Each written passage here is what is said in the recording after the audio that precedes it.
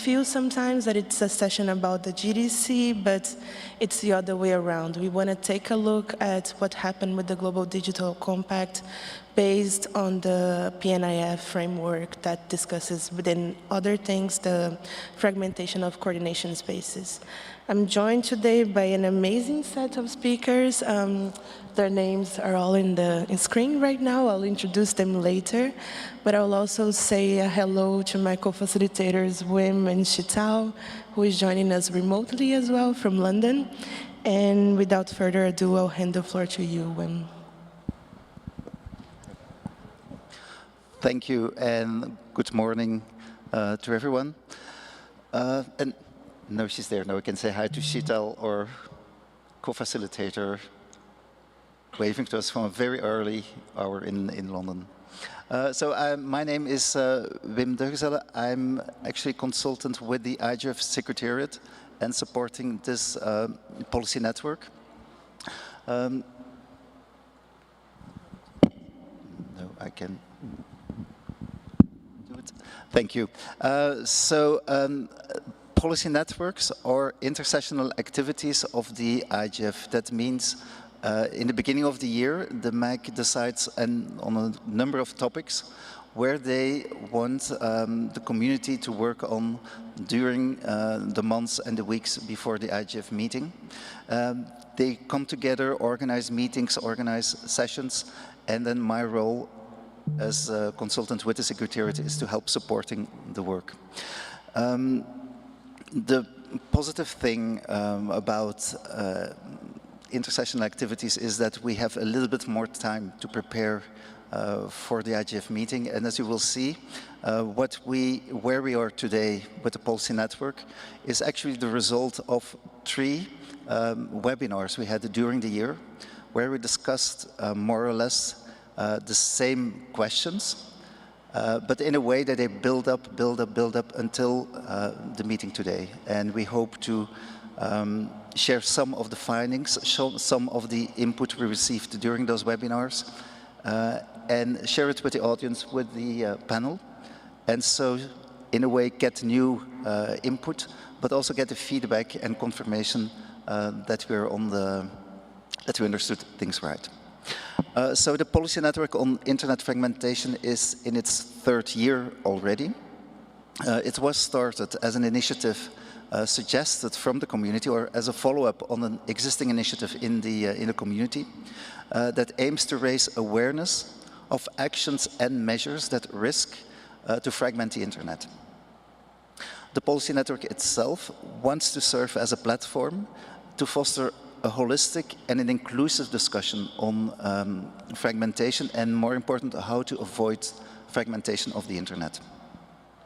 On the next slide, you will see the framework for discussing fragmentation that is the output of the PNF work in the previous 2 years.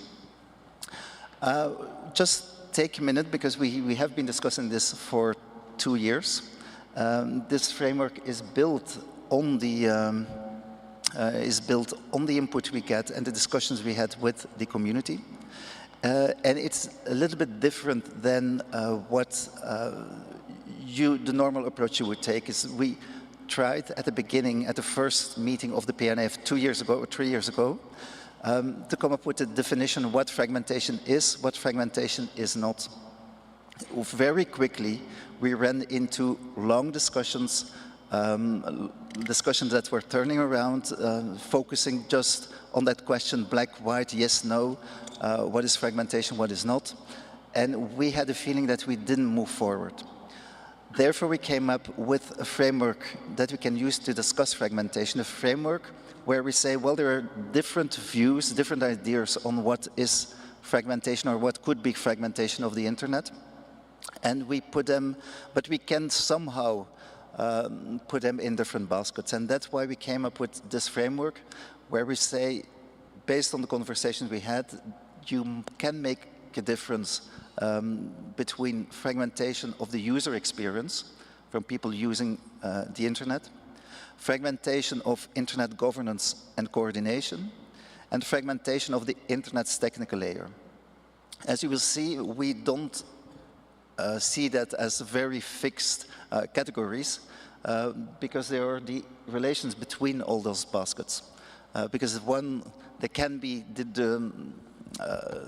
the baskets can be, might be some overlap, but there's also definitely a relation between those things. And more important, there is also the relation between technical, political, and commercial developments, things that can be decided that might influence different kinds of fragmentation.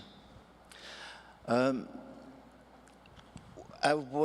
thought that it would be important to have this framework, show it again at the beginning of our session, but the aim of our session is not to have that discussion again. The aim is to, as it was intended, to use this framework as a background. So if we have a discussion and if people do not necessarily agree or not necessarily talk about the same definition of fragmentation, we still have it in the background that we can park or situate where the people are, but continue the discussion. And that was exactly why also we call it a framework for discussing fragmentation and not a framework for defining fragmentation. So the PNF in 2024, like I said, we have been discussing for 2 years building up that framework. In 2024, we wanted to discuss something else, or wanted to make a step further. But we started the year with the question, is fragmentation or is avoiding internet fragmentation still a matter of concern in 2024? And how should the PNF contribute to having an inclusive discussion and a holistic dialogue? When we asked that question, we really wanted to hear from the people participating in the policy network, should we actually continue the work? It was almost an existential question we were asking. Does it make sense?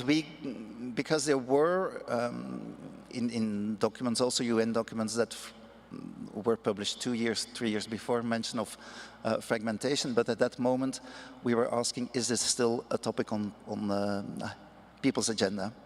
Already in the initial discussions we got the feedback, well, it is maybe not that on top of all discussion, but the discussion is still relevant.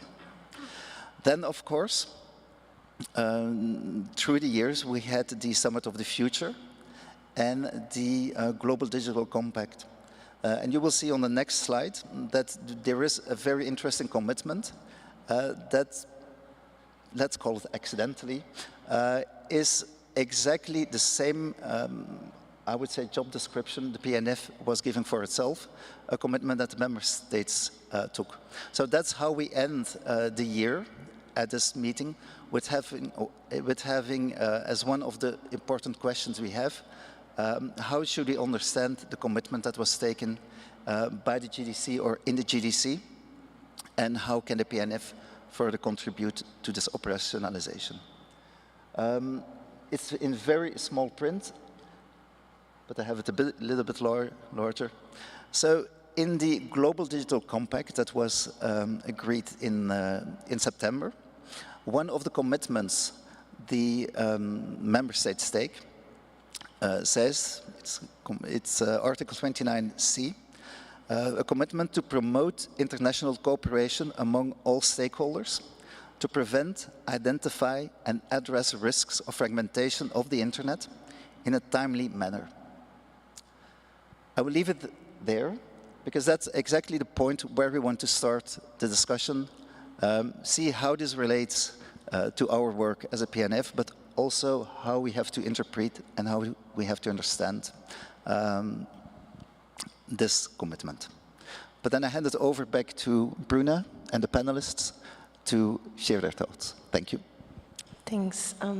Yeah, and as Wim was saying, the goal is really discussing the operationalization, right? And to understand what 29C means and how actually the multi-stakeholder community can work together and towards its implementation. So this is also going to be an interactive session. We do hope to hear some input from all in the audience, but starting to introduce our panelists, just a quick mention to their names, because I do trust they have some more things or had to add, but we have joining us today Alissa Riva from the Ministry of Economic Affairs and Climate in the Netherlands, Amitabh Singhal from the ICANN Board of Directors, welcome, and Benga Sezam from Paradigm Initiative. Thanks a lot for joining us, and I guess my first question to you is, how do you react to what PNIF participants said regarding the GDC commitment? What is your view as to how we should interpret and operationalize it and ensure implementation of the commitment in Article 29C, and if there are inventory examples useful in that sense? So I don't know who wants to take the floor first, but I'll leave it free for you. So, should I go first? Yes, please. Thanks, Amitabh. Good morning, and thank you for having me here. I think, and thank you, Wim, for the summarization of the discussions the PNF had during the webinars. Gives us a background to go on and to consider things going forward, and how the multi-stakeholder, Runa, if I understand your question correctly, how does the multi-stakeholder community go forward, and how does it operationalize or look at operationalizing the GDC commitment mentioned in Article 29C. Right. So I think in Article 29C, the UN member states commit to promote international cooperation among all stakeholders to prevent, identify, and address risks of fragmentation of the internet in a timely manner. I think as an ICANN board member and as the part of the technical community, I would say that we are very supportive of such a commitment by the UN member states. We all have a role to play in preserving the internet. We acknowledge that the GDC's Article 29C involves elements that the technical community has actually addressed in the past and has been working on for some time. The risk of internet fragmentation on a technical level has been steadily increasing in recent years due to geopolitical tensions. This trend is reflected in regional and national legislations on data protection, for example, evolving concepts of digital sovereignty, and some of the discussions we see at multilateral and international fora. Speaking for the technical community, ICANN's mission is to ensure a stable, secure, and unified global internet. When the technical community works together in support of this mission, it helps to avoid internet fragmentation and advances the multi-stakeholder model of internet governance, which is where the multi-stakeholder model actually has a contribution going forward. ICANN has been facilitating inclusive dialogues and collaboration since its foundation. The technical community has expertise and extensive experience in working with and advising governments, civil society groups, and commercial entities on the technical aspects of the internet. It employs inclusive multi-stakeholder governance processes that include diverse and relevant perspectives. These organizations exemplify the GDC principles and elements dealing with the internet governance. So there are some concrete steps we have already taken, and we encourage other stakeholders to do so, which is aligned with the text of the paragraph 29C. The multi-stakeholder community plays a central role by fostering inclusive discussions that represent diverse regional perspectives, particularly from the global south and marginalized communities. This includes leveraging the IGF platform as a bridge between technical expertise and policy making to foster common understandings of internet fragmentation risk and ways to address them. So we are happy to see that the UN member states are committed to promote such international cooperation, and we are happy to share our expertise and experience with them. Capacity building programs provide training to policymakers and stakeholders, equipping them to navigate internet governance challenges effectively. These programs support informed decision-making and promote sound policies that support the internet's continuous development. So ICANN has initiated and is engaged in such programs through the work we do regionally, including through the Coalition of Digital Africa. So the multi-stakeholder community has been doing a lot of work described in Article 29C as well. For example, promoting open standards and collaboration and cooperation with standards organizations and other relevant entities. Organizing briefings for policymakers to better understand the technical and economic consequences of measures that risk fragmentation, developing monitoring frameworks to track internet fragmentation risks and the effectiveness of global and local measures. So I'll stop there for the time being, and then we'll carry on the conversation let's hear from other participants and panels. Thank you. Thanks a lot for I joining. hope that covers some of your... And especially for highlighting the role of the multi-stakeholder community in that sense. ICANN is a key part of this community, right, in the long-term contribution to the internet governance space, and being one of the main models of multi-stakeholder model we have been addressing and quoting as an example. It's really good to highlight, so thanks a lot for joining us. Alisa, can I hand it to you? Thanks. So good morning, everyone. Good evening or afternoon. So I'm coming from the Dutch government, and I've been working there for 4 years now, or at least at the Ministry of Economic Affairs, where I've been dealing with internet governance issues.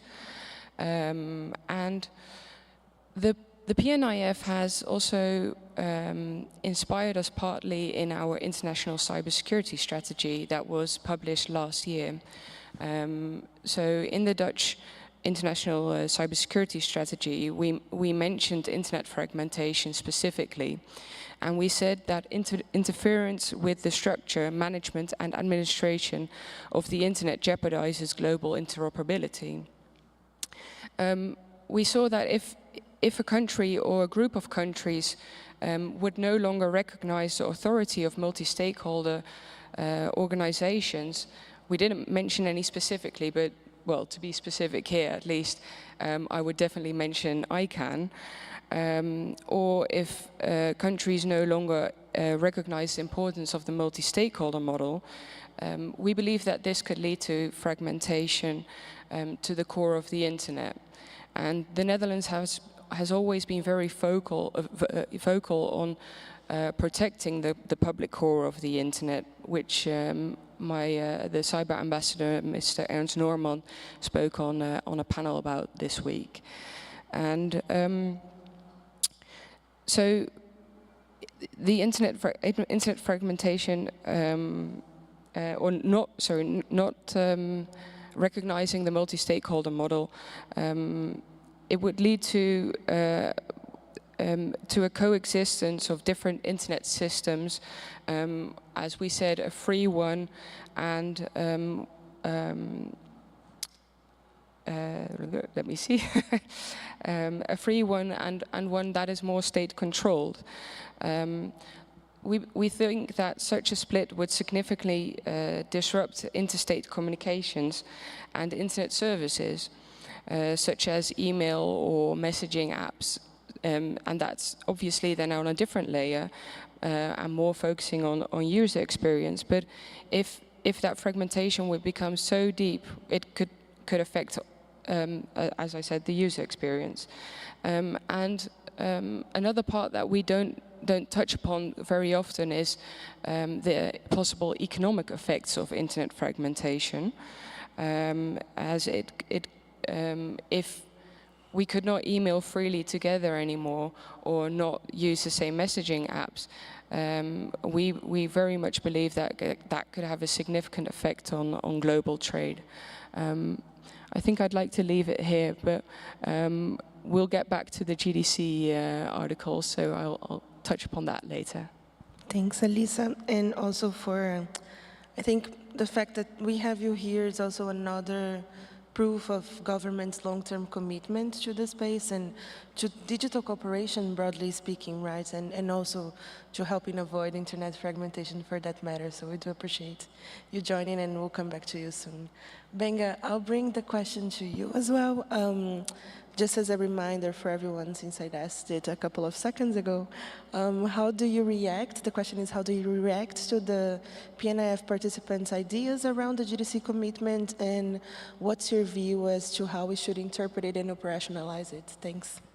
Thank you. So I had a chance to participate in the webinars, and that for me was very useful, not just to share what my own thoughts are, but also to listen to what people are saying. And in the spirit of multi-stakeholderism, I think there are 3 different sides of me sitting on the stage today. There's the engineer in me thinking the entire reason for the internet is to have an international network of networks.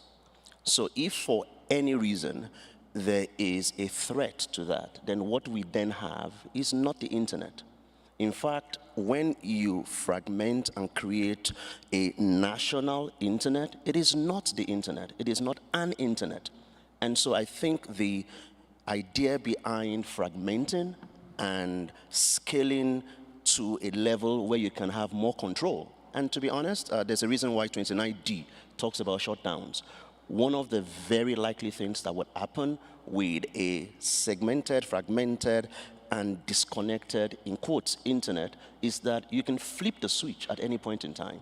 And that is not the essence of it. What that does is it disconnects people from opportunities, disconnects people from, even reaching services that could be critical to their lives. And so for me, looking at the original design of that, it is strange to have ideas of fragmentation as a proposal of making progress by any government. That's one side of it. The other side of it is I'm looking at this as over the last 19 years, we've had conversations at the IGF. When the leadership panel was set up, the first thing we did was to summarize all of the conversations that we had had for 16 plus years. And all of that conversation is what informed what eventually became the Internet We Want paper. And the Internet We Want paper summarized all that stakeholders have been asking for in 5 broad areas. And the first one is a complete or whole and open internet. You cannot speak of a complete or whole or open internet if we have conversations around fragmentation. And when we had this conversation earlier in the year, and the question was posed, do you think it is still a threat? One of the things I was thinking was, well, we'll find out during the GDC conversations. And then during the GDC conversations, as we were saying yesterday, with women and others, the question is, was this 29C, was it not controversial because people were not paying attention, or because everybody actually agrees that, well, to be honest, this is a challenge, this is a threat to the real definition of the internet? And I think it's the latter. I think that even people who have made proposals for fragmentation know themselves that when you fragment, what you have is not the internet. When you fraction things, you don't have the whole. The third stakeholder in me sitting on the stage today is the user. I'm an internet user myself. I've got kids who learn online. Coming in this morning, it's 2 hours ahead here. I had to say good morning to my family. I'm using the internet. So as a user, my user experience and the user experience that everyone has is very different in an environment where we talk about fragmentation. We do know in real terms that there are communities in our world today where people are prevented from seeing what is happening on other sides of the world. And it is one of the strongest instruments of manipulation. You can literally tell people various things about other parts of the world. Let me crack a joke, and I hope this is funny. Parking for Saudi Arabia, somewhere in the corner of my head, and I suspect this happened to many other people, somewhere in the corner of my head was, well, it's Saudi Arabia, it's going to be warm. And then I got here, bam. This, and I said to someone, this is not the weather that we ordered, but that was based on my perception of Saudi Arabia that I'd been to only once. Imagine that on a grander scale, where someone is fed with certain information about certain processes, about certain geographies, about certain things over and over again, and prevented from seeing the whole of the complete internet.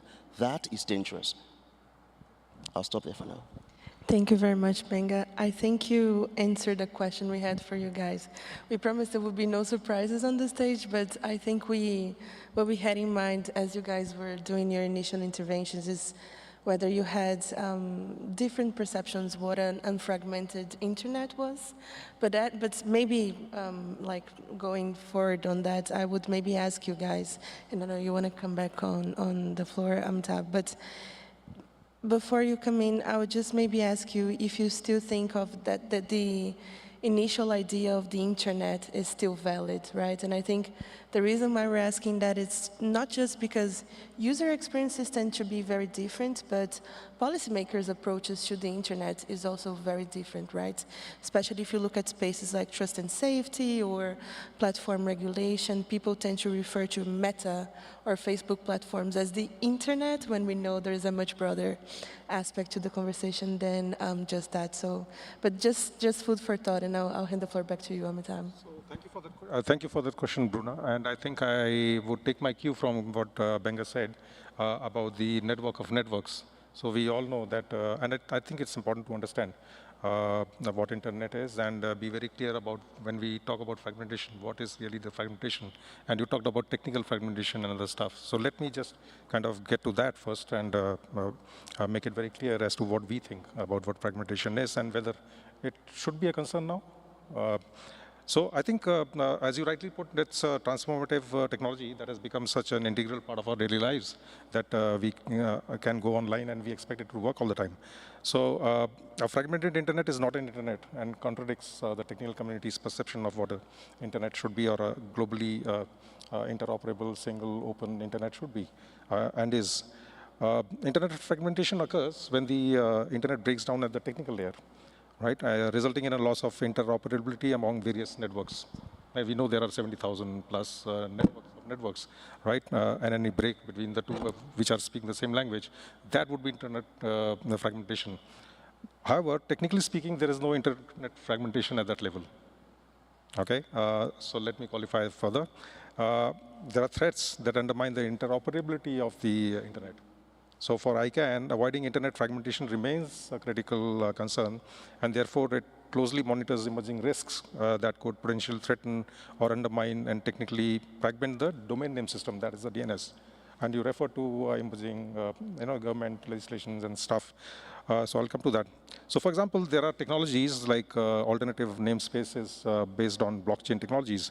Now, widespread adoption of these technologies could result in disparate and compatible internet ecosystems.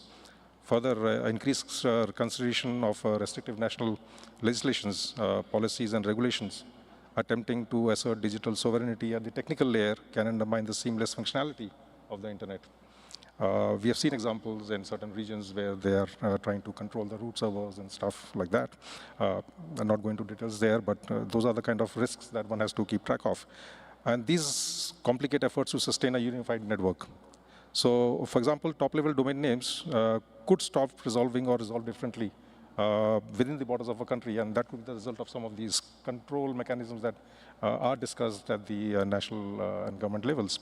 So there are also risks posed by having duplicative internet standards, which could subsequently result in compatibility, compatibility and interoperability issues across various networks during implementation. So these are some of the risks that we need to be very, very clear about. That would be, and I think from that standpoint, your framework is very clear, and I think it makes it very clear that there's a technical layer, there's a user experience level of fragmentation, as you can understand it, which Benga referred to, and also at the governance level. So we have to see those silos and then decide what interfragmentation is and how it should be read or understood. Thank you very much. Alisa, Benga, do you guys want to come back on this question? Just feel free to, but you don't have to as well. But just giving you both the opportunity, because I think it's a little bit of what Amitabh was saying, right? The framework talks about different perspectives around this issue, right? So when we started the PNIF, I think the whole idea was to see what other perspectives that were besides just the technical community perspective on fragmentation, and how could we implement those ideas into the broader aspect. And I think you both spoke a little bit on that as to how the actors, they might have their own role, but also, as you were saying, Benga, how certain types of interventions on access to the internet can also be meaningful or could also harm users in a broader sense. So if you guys want to come back, just flag to me. Yeah, Lisa? Thank you.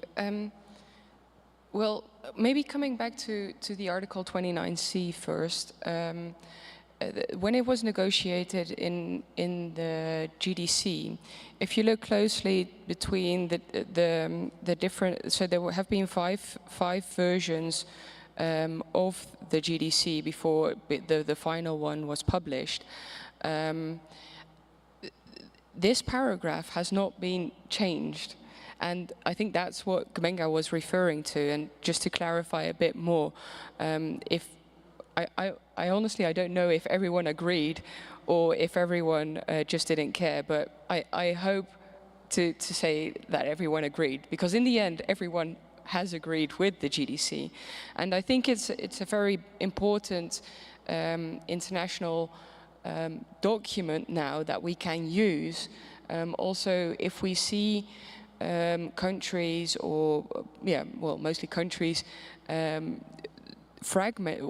taking steps towards fragmentation, that we can say, hey, that's something we agreed upon with each other that you should not do.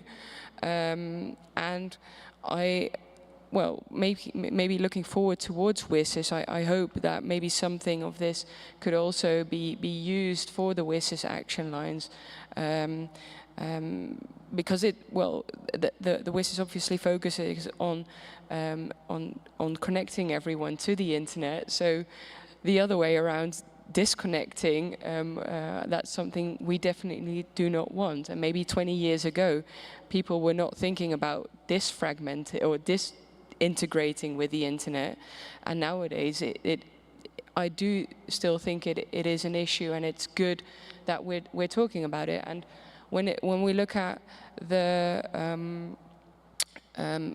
framework that the PNIF produced, I can definitely agree with ICANN that, or with Amital on behalf of ICANN, that technical internet fragmentation, or on the technical layer, we still use TCP/IP.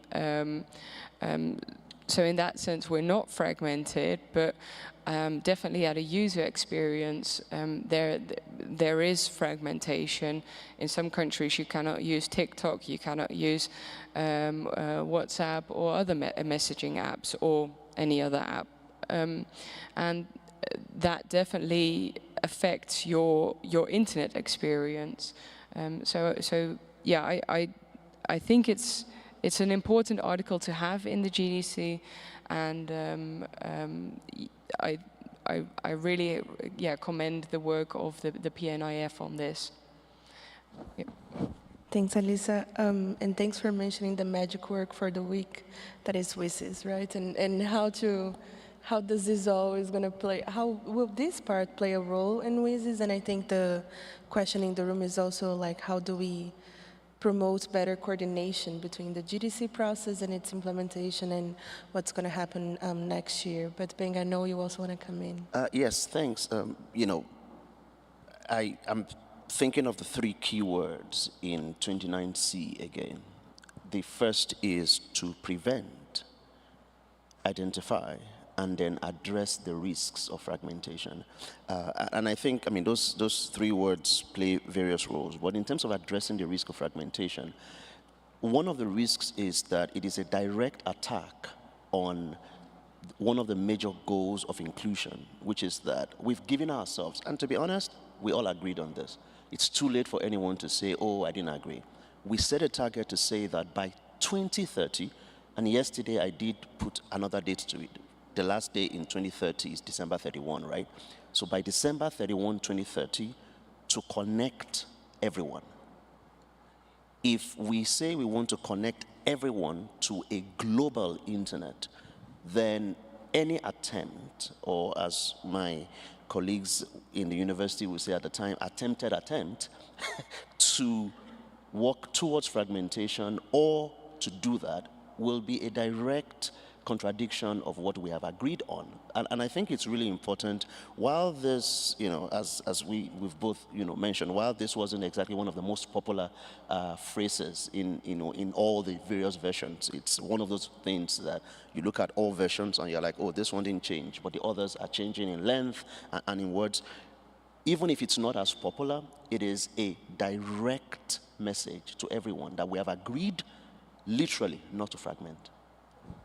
Thanks, Benga. And I think it's safe to say that in the same ways the internet wouldn't work without TCP/IP, or the multi-stakeholder wouldn't work without one of the stakeholder groups, it shouldn't, we shouldn't think that the mission has been achieved if there are still people facing connectivity issues and not being able to, go to social media during an election period because of an internet shutdown. So yeah, Lisa, do you want to come back? Yeah.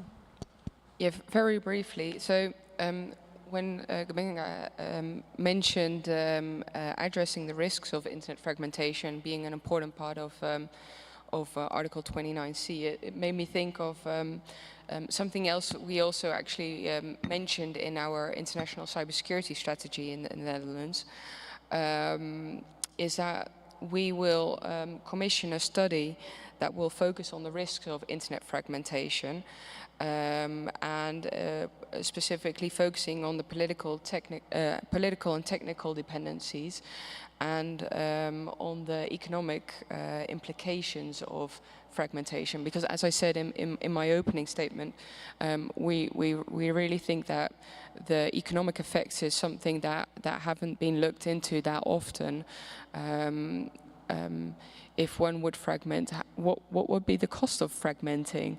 And maybe, well, in the end, I think that it could be a possibility that the economic stakes are so high in the end for a country to fragment that it, in the end, will not decide to do that. But I haven't come across a study that has already mentioned this. So if anyone knows this study, please come up to me, then we can save ourselves some money, and that's very welcome always. But if not, then we hope to do this study. Thanks. Yes, it's a call for more studies in that sense as well, right? Thanks, Elisa. Chantal, I know we have a comment from remote, right? So I'm bringing you to the floor as well. Thank you, Bruna. Good morning, everyone. It's a pleasure to see you there in Riyadh, and I hope you've all had an excellent IGF so far. It's also been a pleasure to be a co-facilitator of the PNIF over the last few months, and to see this discussion progress, and to be so relevant as well to the ongoing multi-stakeholder and multilateral processes happening. And really great to hear the discussion mature even more there on the stage today. Looking forward to taking it forward even further. We do have a couple of comments from remote participants, which I can convey over to you in case you do want to react to it, as I know we're also moving forward to the next part of the session, considering the implementation mechanism for that commitment on avoiding internet fragmentation.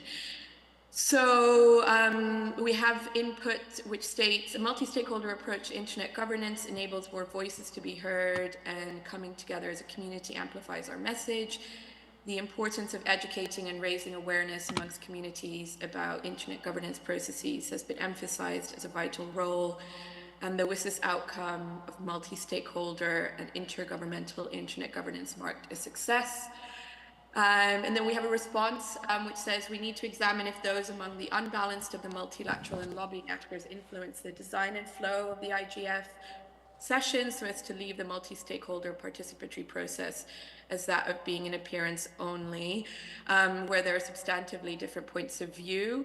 So I think those really speak to the importance of maintaining the multi-stakeholder approach and the value of the IGF in that regard, which we've heard, of course, a lot of this week and this morning as well. And then we also have someone saying, greetings from Afghanistan. As per my humble view, fragmentation in low-income countries without digital culture, proper infrastructure, affects all private sectors.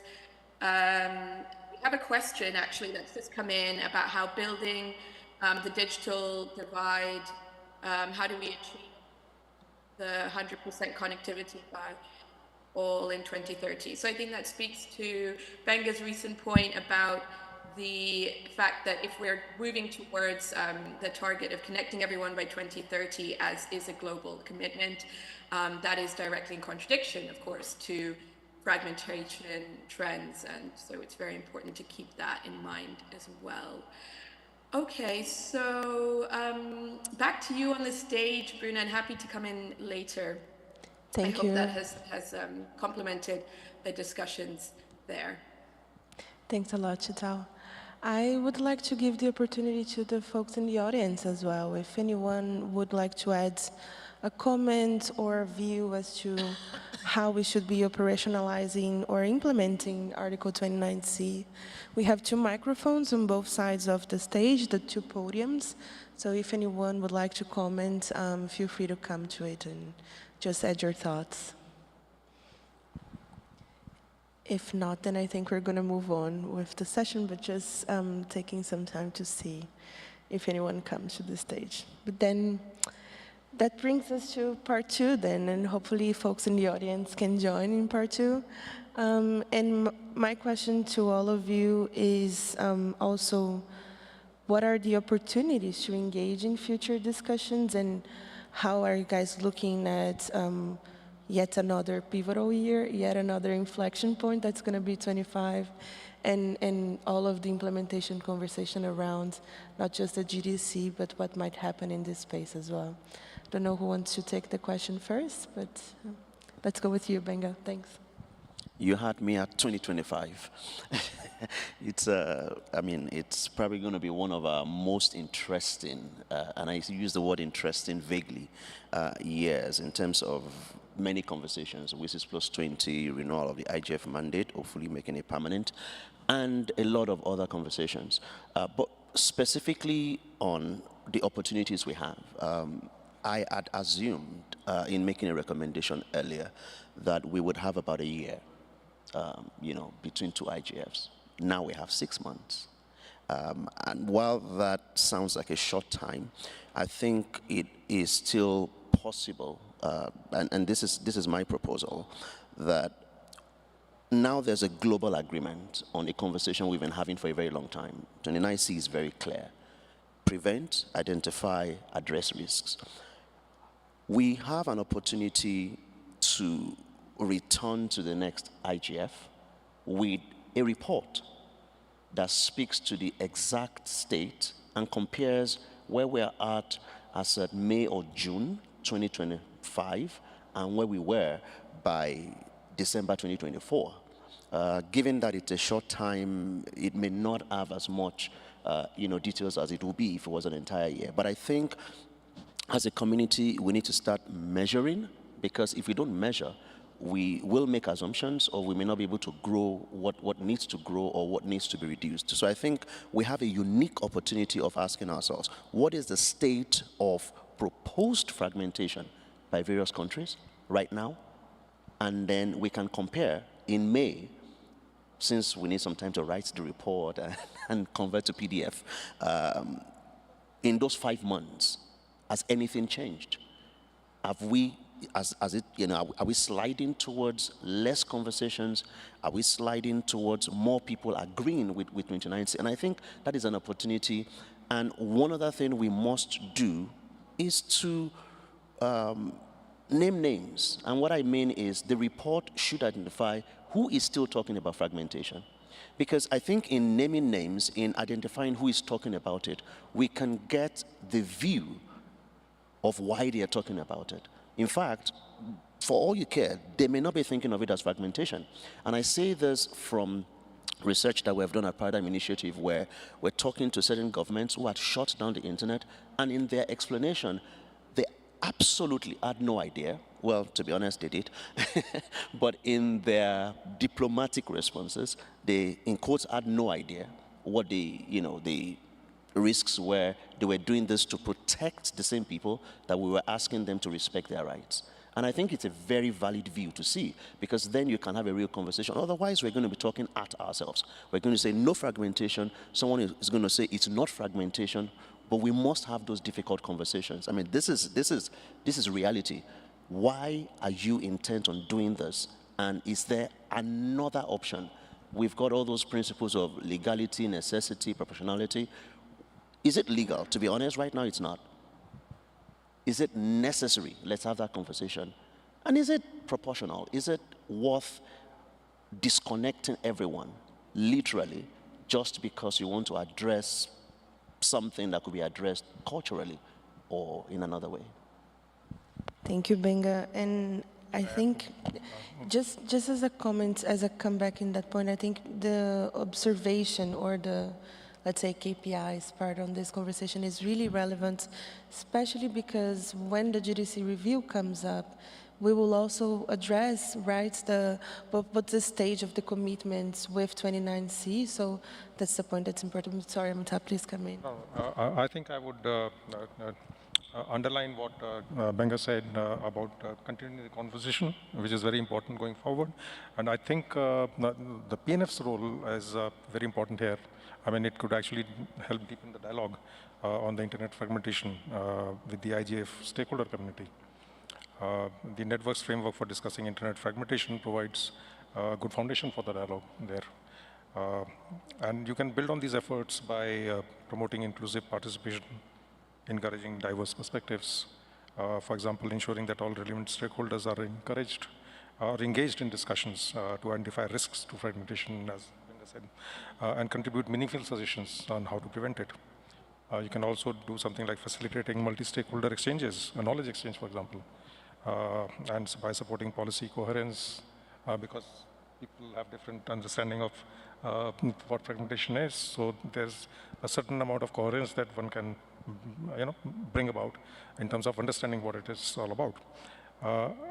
And then capacity building, right? So this is where PNF's role is pretty important. And it can also facilitate the sharing of impact assessment tools which exist, resources and best practices, for example. Internet Society has an Internet Impact Assessment Toolkit, and the ICANN's organization provides assessment on emerging technologies and tracks proposed legislations and regulations that could have implications on the DNS. So these are some of the ways to consider going forward for PNF to meaningfully engage stakeholders to deepen discussions on fragmentation. So that's a good way to move forward towards 2025. Amazing, thank you. And just on the impact assessment as well, I think, although it wasn't mentioned yet, the São Paulo multi-stakeholder guidelines are another of the mechanisms or tools that we can also use to assess exactly this point about inclusion and diversity that's so relevant. And it's going to be relevant for next year's IGF and for the mandate renewal or for the IGF to be set, hopefully as a permanent mechanism. But Alice, I'll hand the floor to you as well. Yes, thanks. This discussion made me think, so we have the 2027 review of the GDC, and that will have to review actually what has been done to prevent, identify, and address fragmentation. But I guess today here, well, we're also slightly struggling on measure. We don't have any statistics here with us today, so I'm kind of wondering how will actually the UN review this Article 29C if we cannot objectively review it. Also regarding what Benga said, I think it would be really interesting to see if in the upcoming 6 months till the next IGF we could put down a framework to actually measure or to install kind of a KPI for the UN to be able to measure what has been done to prevent, identify and address those risks of internet fragmentation. Thank you. I think, yeah, for a lot of the GDC commitments, the question in the room is what will be the KPIs, how the implementation is going to go. We know it's still rather early in the process to keep asking for the next steps, but at the same time, it's been a long time going for this process, right? So I think it's also fair that everyone has good expectations as to how we should be measuring not just this, but many other aspects around the GDC and its broader commitments. Does any one of you would like to add anything to the conversation? And while you think about it, I'll just maybe bring it back to the audience and see. We have a question for you that would be, what can the multi-stakeholder community do, given that the 29C is a commitment that exclusively UN member states took, as this was a member state exclusive process in that sense. So I don't know if anyone here in Riyadh wants to come to the mic, or anyone from remote. Shital, have we got any hands? Thanks, Bruno. We do have Gopal who has his hand raised and wants to come in. Gopal, would you like to unmute yourself?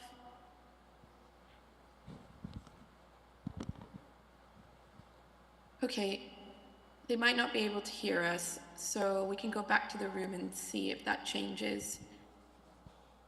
Okay, thanks. Any of you would like to come in on that? Just as what the multi-stakeholder community should do in terms of, like, given the 29th is a commitment. Oh, we have Henriette. Please introduce yourself, Henriette. Thank you very much, Bruna, and everyone on the panel, and the organizers, and the policy network on internet fragmentation. My name is Henriette Esterhuizen. I'm from South Africa, and I work with the Association for Progressive Communications. Just a quick sort of cross-cutting comment, maybe addressing ICANN, but not only. Whether you think of the internet as fragmented or not really depends on whose internet you think it is. And I think if we think of it as the internet of people who can access all aspects, all applications, all content, then the internet is fragmented. If you think of the internet as people who can afford mobile data, who have good infrastructure, who don't just depend on using handheld devices to interact with the internet, then that's a very different picture. And I think we just have to be very careful. I mean, I agree with the definition of fragmentations and the dimensions of fragmentation that the policy network has identified. But I think we as an internet governance community need to also be aware of our own elitism, the own privilege, how our experience of the internet shapes how we see internet fragmentation. And be very careful that that doesn't actually make us blind to the extent that that user experience fragmentation is the reality for billions of people. Thank you very much, Henriette. I have Amitabh and Alisa afterwards. No, Henriette, thank you for that comment. And I think we also made it very clear that when we say that internet is not fragmented, that was a technical layer. It could be at the DNS layer, IP, a unique identifier system layer. But what is helpful is to also look at the PNF's framework, where you actually create these three different baskets and the layers. And there would be issues about fragmentation at the user level and at the governance level. And I did allude in my earlier points that I made in the first point was about the emerging legislations and the other technical developments of alternate name systems, which could create a problem of fragmentation even at the technical layer. But those are emerging risks one has to keep track of, and not necessarily currently affecting the technical layer. Just a short point on that. Thank you. Alisa? Thank you. I wanted to comment very practically that I would really love to hear Gopal. It was promised to be a hybrid IGF and everyone would be able to speak. So could we please ensure that Gopal can speak? Yeah, can we try again? Thanks for the reminder, Alisa.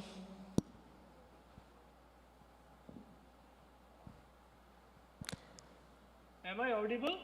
Yes. Thank you so much. Homogeneity is a recipe for chaos. Internet strength is heterogeneity. heterogeneity and any ideas about fragmentation must go hand in hand. If I may be permitted to use the term geopolitics as a best envelope on heterogeneity, because even money is programmable today, are we going to look at the superimposition of geopolitics in terms of the way the political groupings of the nations are forming? Thank you, Gopal. Thanks for the comments. And thanks everyone for the comments so far. I don't know if the microphone cut in the middle or if you would like to add anything, but if you would like to, please type on the chat and I'm sure Shital will be able to add some more thing in case your comment was cut in the middle of it. And also thanks to our panelists. I don't know if you would like to add any last kind of comments to that sense, but I do think we had a fairly good discussion in terms of what are the challenges, what are the questions that everyone is asking each other. And again, if there is anyone in the audience still that would like to add on what can we as different groups of stakeholders can do into this conversation and so on, please come to the mic. We have 2 microphones on both sides of the stage. Thank you. And remember to introduce yourself.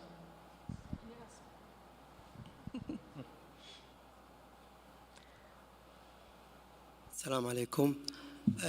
Actually, I have a different idea about the internet governance and fragmentation. I think if we more practice governance, internet governance and fragmentation, I think we'll stop the innovation. If we want to manage the future, we have to make little rule about control anything in content of internet. Thank you. Thank you very much. Have you got a second comment? Yes. Okay. Yes. Thank you so much. I'm sorry for waiting till the last minute to come up to the mic. My name is Hossein Badran. I'm a member of the Canadian IGF and the Arab IGF. My comment relates to the technical layer and its relationship also to the governance of the internet. We have seen over the last several years that there are proposals coming to standards organizations, particularly the ITUT, that will result to a new protocol stack, a new addressing scheme, new QoS allocation scheme, identification scheme of end users, and full visibility of content. So really non-interoperable approaches to the global internet architecture. Of course, this will cause fragmentation at the technical layer, but not only this. The capability to completely identify end users and their content, make it made very visible to a central authority, makes it a mass surveillance mechanism set in by default. So I think this is a danger that we, in compliance with this paragraph, need to look into very closely and also follow its development under different names, under different keywords or buzzwords, because such approaches to standardize new protocol stacks and also their implications on how the internet is governed instead of a decentralized, heterogeneous architecture being governed by a central authority that has full visibility on the content and the end users, and also embed mass surveillance to be done by default is very dangerous. Thank you. Thank you very much. Shital, how is the remote? Oh, yeah, we have another speaker here. Yes, please. Can you introduce yourself? All right, thank you very much. So my name is Kunle Olorundare from Nigerian IGF. I'm so much excited about this conversation, and I think one good thing about the IGF is the fact that we're able to come together to have a conversation about issues like this. And I think this is a very important issue, and I can see that we are trying to balance what the GDC is saying with respect to the SGD number 16. And for me, I think if we're going to have this kind of conversation, it is very important, not just important, very important, mark the word very, to have, the government involved in this kind of conversation. What I'm saying that is that, yeah, we are talking about preventing internet fragmentation. And peradventure, if there's going to be anything that has to do with, fragmenting the internet, most of the time it comes from the government side. And the arguments, one of the arguments would be, yeah, maybe because of security, reasons, and so on and so forth. So I think we need to advance this conversation, and we need to start looking at, okay, yeah, if the issue that is always coming when it comes to fragmentation is about the security. So how do we solve the problem of, security without tampering with the internet? I think that's one of the things we really need to be looking at. So what I'm proposing is, okay, let's do what we call reverse engineering. I'm an engineer, I'm sorry. So let's do reverse engineering. If we're talking about the problem, then let's try and focus on the solutions while we're trying to solve the problem. I think that will make a whole lot of sense, and that will add value to this conversation. Thank you very much. Thank you, appreciate it. Do I see a last speaker here? Please come in and introduce yourself. Okay, can you hear me? I'm Fatima Zahra Osman, youth representative from Sudan. I do actually have a question. So the Global Digital Compact commitment is operationalized. So how do you see the collaboration evolving between government, the private sector, and civil society to prevent the fragmentation? Thank you. Do we have any quick answers to this question? Would anyone like to take? The implementation and the role of stakeholders in the GDC and so on.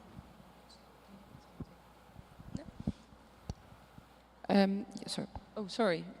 Okay. Maybe to start with the last question about collaboration between government, private sector, and I think it was civil society. For me in the Netherlands, I'm also part of the Netherlands IGF, and there we come together at least every year, and also we have in between, we have moments that we meet each other in between, and very recently we had a multi-stakeholder discussion about internet fragmentation. So we sat together with approximately 20 people from academia, from civil society, the public sector, and the private sector, and there we discussed what to do about internet fragmentation, and we were discussing the research that we will be commissioning very soon. And I would definitely encourage all NRIs to organize such a debate on internet fragmentation and bring in all stakeholders. And obviously internationally, we're having this debate here, and the Dutch government has been chairing the Freedom Online Coalition over the past year. The focus may not have been internet fragmentation, but it has definitely been the flip side of internet fragmentation, addressing the risks of not working or not collaborating with each other, and ensuring that the internet remains open, free, and secure. And maybe regarding the new IP, I interpreted it as new IP question. My colleagues are definitely following this discussion in ITUT, and we're very much in favor of keeping this protocol, the IPv4, IPv6 protocol that we have right now, and we're not in favor of changing that protocol. Thanks. And Benga, you wanted to add something? So I was thinking a bit more about the security question, and I know that we do not have an immediate answer. There's no magic wand to solve all security problems, but one way not to solve it is fragmenting.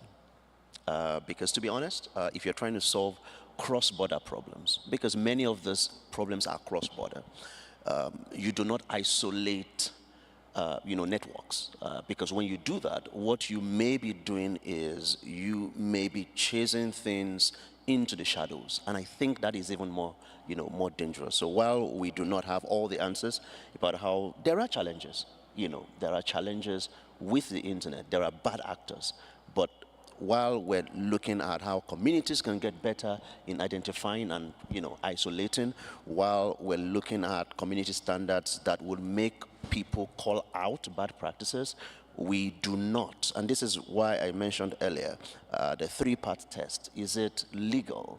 Is it proportionate?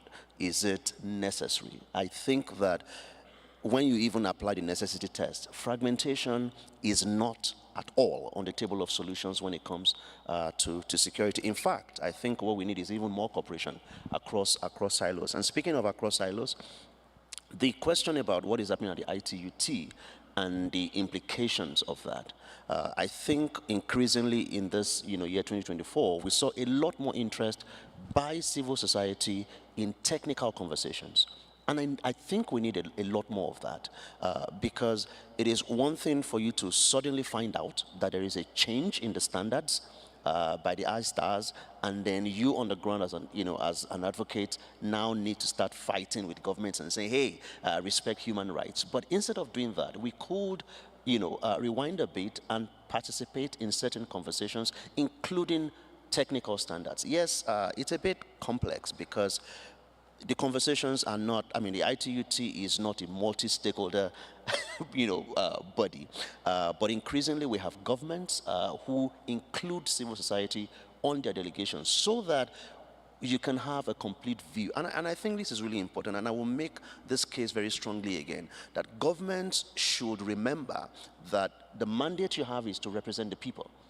And the people you represent are made up of government, private sector, civil society, technical community, and others. So government delegations need to stop being government alone, because when you do that, it gives you only a myopic view of the issues you're trying to address at these technical conversations.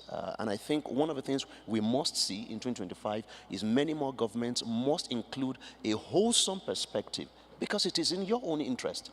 In fact, reality is you're literally getting free consultants when you include other stakeholders on your delegation. Thanks. I think that is the Let's reason go to why, you, Amitabh. Yeah. that is the reason why I think IGF platform is a bridge between the technical expertise and the policy making and makers to foster common understanding of the internet fragmentation, and the ways to address them. And that's, I think, a conversation that has been happening, as I heard, about the fact that whether the IGF mandate itself will be extended or not. And I think going forward, we would fully support that IGF gets the mandate to continue, and it's a platform where all these elements of academia, technical community, the policymakers, the governments, for example, the private sector, they all converge together to exchange knowledge. And that's going to be very important to clear some of these issues around understanding of internet fragmentation and how to address that issue going forward. Yep. Thank you all for the comments and inputs, and thanks to the folks in the audience too. I'm going to hand the floor back to Chitao, as she's going to do a short summary of our conversation, and hopefully we'll have time to bring it back to you, to the three panelists on the floor. Chitao? Thank you so much, Bruna, and no pressure there to try and keep it short so that we can hear some last thoughts from the panelists.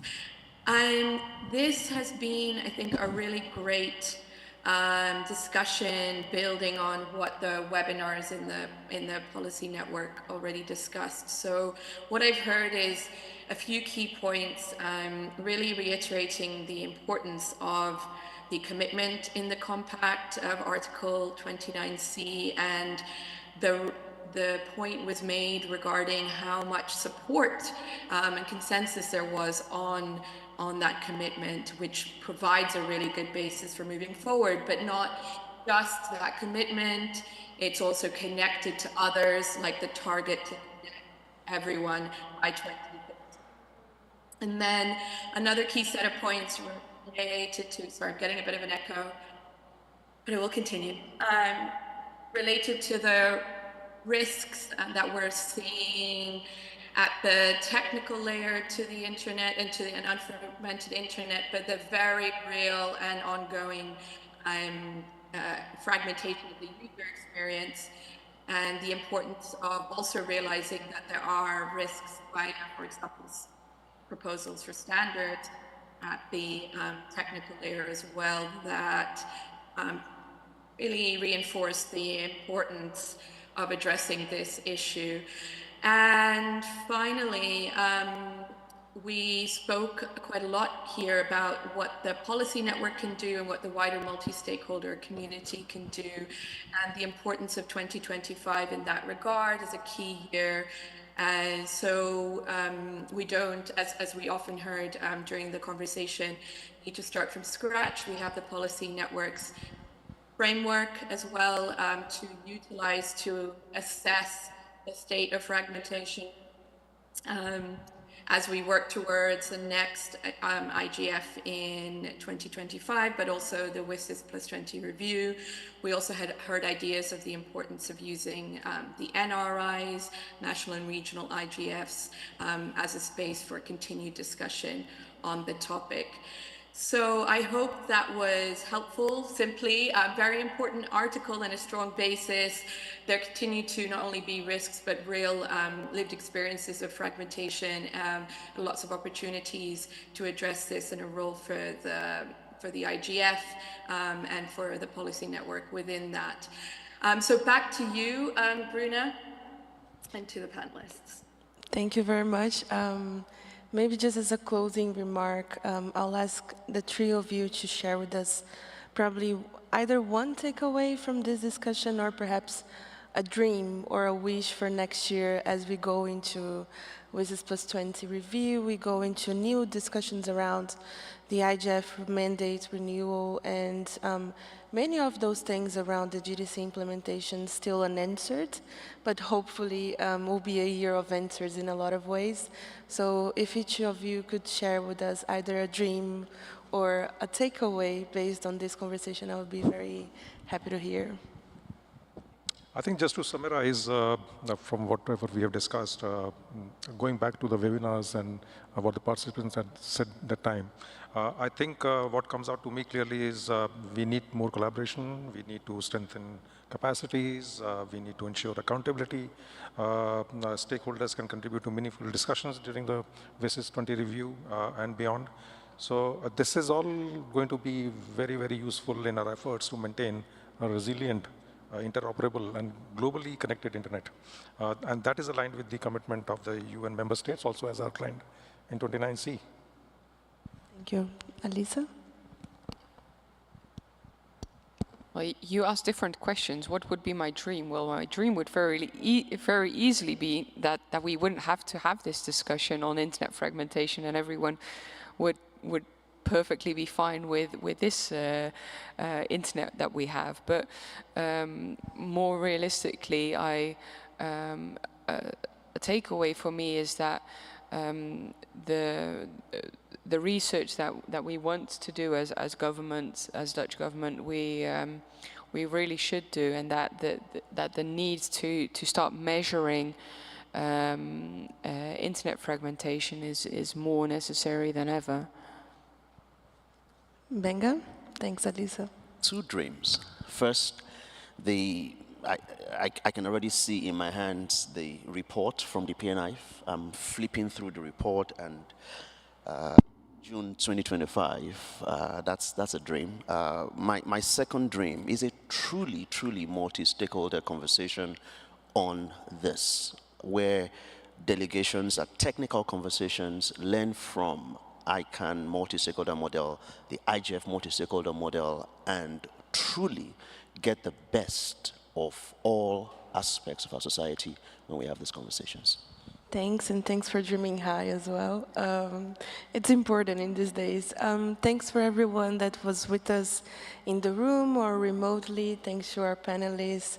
Wim, Chital, as usual, thanks a lot to both of you for being great and amazing partners in this. And most of all, thanks to the PNIF community for giving us such a great year. We hope to continue this conversation in 2025 as we go into new steps and a new report that Benga is looking forward to reading. And I'll just give the floor to you, Wim, if you want to add anything. No, the only thing I wanted to add, not that we don't forget to thank you, Bruna, for leading the panel and also the work during the year. Thank you. And of course, Chital, for doing the same online. So thank you. And we finished exactly right on time. So perfect. Thank you.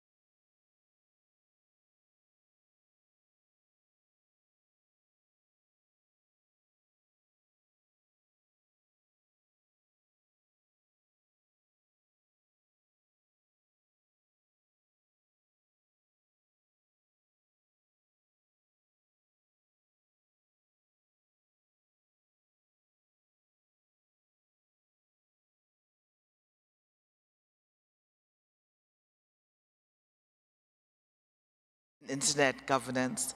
I am Carol Roach, the MAG Chair for IGF 2024. So this, looking back and moving forward, is under the theme Improving Digital Cooperation for the Internet that we want. Over the past 20 years, the IGF has played a significant role in the Internet and the digital ecosystem. It has evolved to meet the exponential growth of the Internet and the digital technologies, leveraging a multi-stakeholder model to bring together experts, communities, and users to address innovations, opportunities, and risks.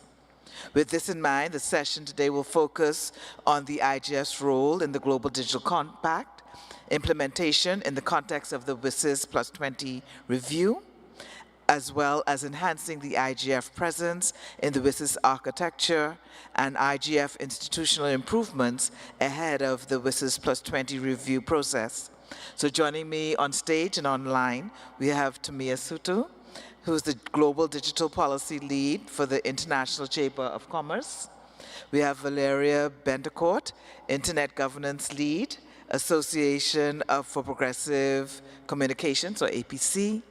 Christine Arreda, online, board member of the Strategic Advisory to the Executive President, National Telecom Regulatory Authority of Egypt.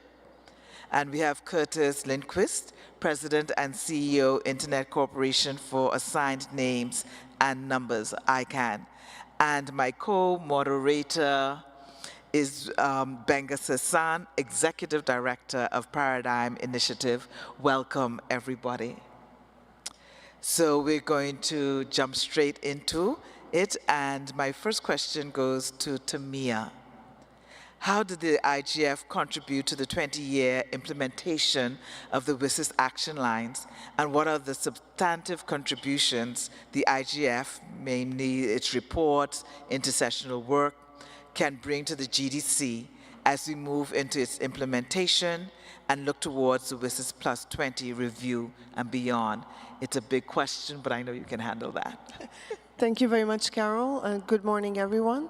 It's nice to see many of you here still on the last day of the IGF and with us in this session, and thank you to everyone for inviting me and ICC to share a few words. For those of you who don't know us, the International Chamber of Commerce is a global business organization. We represent a network of companies of all sizes and sectors of over 45 million in number in more than 170 countries around the world. So we aim to bring their voice into their conversations here today. About the IGF, ICC was also very much involved in the WSIS process. We were the interlocutor for WSIS back in Geneva and Tunis phases 20 years ago almost. And since then, we have an initiative that's called Business Action to support the information society that looks at the outcomes of the WSIS process and tries to bring the business voices into this conversation. So it's not unusual that we are always at the IGF and we're trying to bring businesses into the IGF to support, of course, these meetings at the annual level, but also the work that happens intersessionally. So what has the IGF done in the past 20 years that is relevant to WSIS and the GDC? First of all, it has been instrumental in fostering inclusive multi-stakeholder dialogue. On internet governance, of course, bringing together governments, businesses, civil society, academia, and the technical community, but also on a number of issues that are related to the internet. I like to say the technologies that either enable or are enabled by the internet. So the IGF has had the conversations in this multi-stakeholder setting in all these areas. And it has established itself as the premier global platform for open and constructive discourse on these issues. So for me, that is one element, the multi-stakeholder conversation and convening power. Another one of the IGF's major contribution is that it really builds global awareness of the critical digital issues, whether that's we're talking about access to digital technologies or inclusion or cybersecurity or emerging technologies. It encourages dialogue, shared understanding, and collaboration, which I think is a great contribution to the IGF. Over the years, the IGF has developed, as you said, vibrant intersessional work. and an ecosystem through initiatives like best practice forums, the dynamic coalitions, the policy networks that have allowed these stakeholders from all around the world to coalesce and collaborate on specific issues on a year-round basis. And they have produced a lot of interesting reports and outputs on issues like cybersecurity, meaningful connectivity, AI, internet fragmentation, and many others. So while these outputs, yes, they are not binding, they provide valuable insights and practical guidance sometimes for policymakers and practitioners. And that is one more element that I think that we need to highlight from the past 20 years contributions of the IGF. And then last but not least, it has fostered a network and the growth of the multi-stakeholder idea through the national and regional IGFs in local and regional communities. And this really helps localize the internet governance discussions that we have at this international level.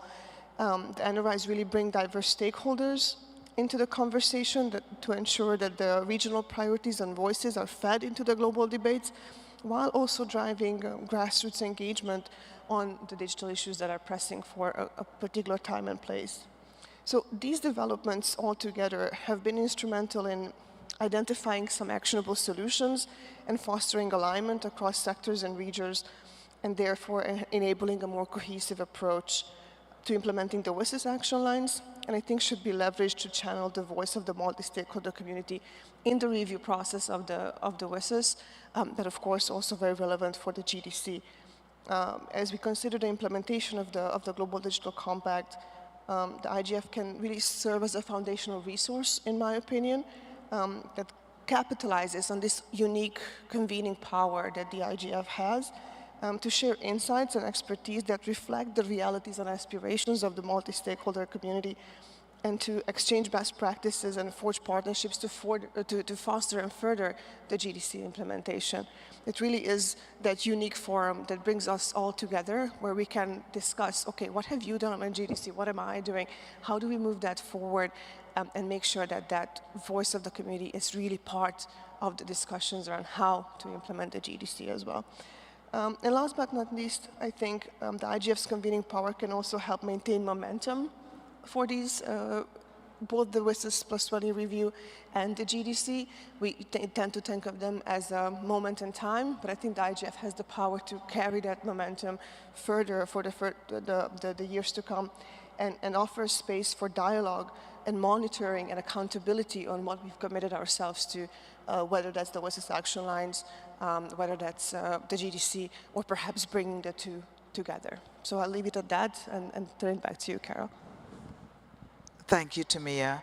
I agree with you that we have such a community here, and we've already been in the space of discussions, and adding another discussion with regards to the GDC is something we're able to handle.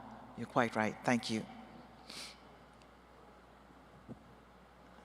So I'm now going to hand the same question over to Valeria. Thank you. Absolutely. Thank you so much, Carol. Good morning, everyone. Very happy to see you all here. And also thank you for the opportunity to share the perspective of the Association for Progressive Communications, a global network of civil society groups working with the internet and other information and communication technologies to improve people's lives.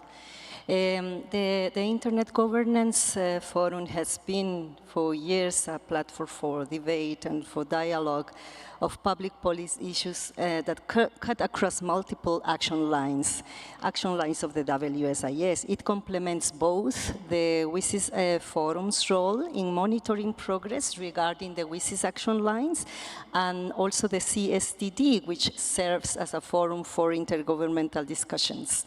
The internet is at the heart of the WSIS vision of a people-centered, inclusive information society. Its development, its availability, how the internet is used, how affordable and meaningful accessing it is, what languages one can use or read on the internet, is potential for good, but also its potential for harm. All of these internet governance issues also relate to the WSIS action lines. And for the past 19 years, the IGF has given people from different parts of the world with different perspectives and from different sectors and groups the opportunity to share challenges and solutions. The IGF the Best Practice Forum on Gender and Access, for instance, became the first global multi-stakeholder space for exploring gender-based online violence. The recommendations that emerge from this Best Practice Forum continues to inform efforts to make the internet a space that is safe and is secure for women and gender minorities. Another example, the IGF Dynamic Coalition on Community Connectivity. It marked the first steps to recognition of the need to diversify solutions, models, markets, and partnerships for empowering the unconnected to connect themselves. It has been mentioned already by Timea, but the regional and national IGFs are spaces for different stakeholders and for civil society to sit alongside governments and have difficult conversations about media freedom, human rights, accountability, and digital justice. In the case of the LAC IGF, it has allowed us to build synergies with the ELAC process, the regional digital agenda that resulted from the WSIS. So by addressing emerging issues and the way in which they are addressed, all aspects of society permeated, but digitalization have evolved.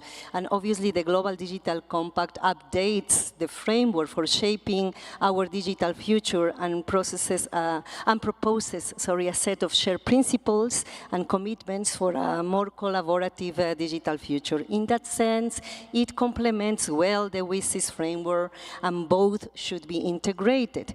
The IGF is a central space to discuss ways to respond to gaps in the implementation in the WSIS goals and tackle new issues addressed by the GDC, and in that way to contribute to reduce the fragmentation that permeates the global governance ecosystem of digital technologies. As the IGF Vision Beyond 2025 document that the Internet Strategy Working Group has put together, as it states, there is no dichotomy between the Internet governance and digital governance. And the IGF, within its existing mandate, is a suitable platform for addressing the challenges and opportunities presented by the new and emerging digital technologies that shape our information society and the related digital policy processes, and at the same time also continue analyzing and proposing solutions for the never-ending goals of the WSIS. I would like to call on the MAG and the IGF community to implement the actions proposed by the IGF Strategy Working Group in order to operationalize the vision for a more impactful IGF towards a people-centered and planet-centric digital policy, and also for democratic, inclusive, accountable, and transparent governance of digital technologies. Last but not least, the IGF, we should recall, it also facilitated the IANA transition, and also the Net Mundial process emerged from the IGF. So there is a lot to build on the IGF, and the IGF is still playing a critical role to shape the digital future that will serve people's lives in the best possible way. Thank you, Valeria. Sorry, yeah, I do believe, and agree with you, that the IGF is well positioned to look at the opportunities and the innovations, as well as the threats and the risks. And we're good at finding gaps and addressing them. So thank you very much. We are poised and ready to be impactful for the GDC as well as our communities. So we're now going to end this session with the audience. We want to make it very interactive. I just want to remind the audience that You have a 2-minute limit for your intervention.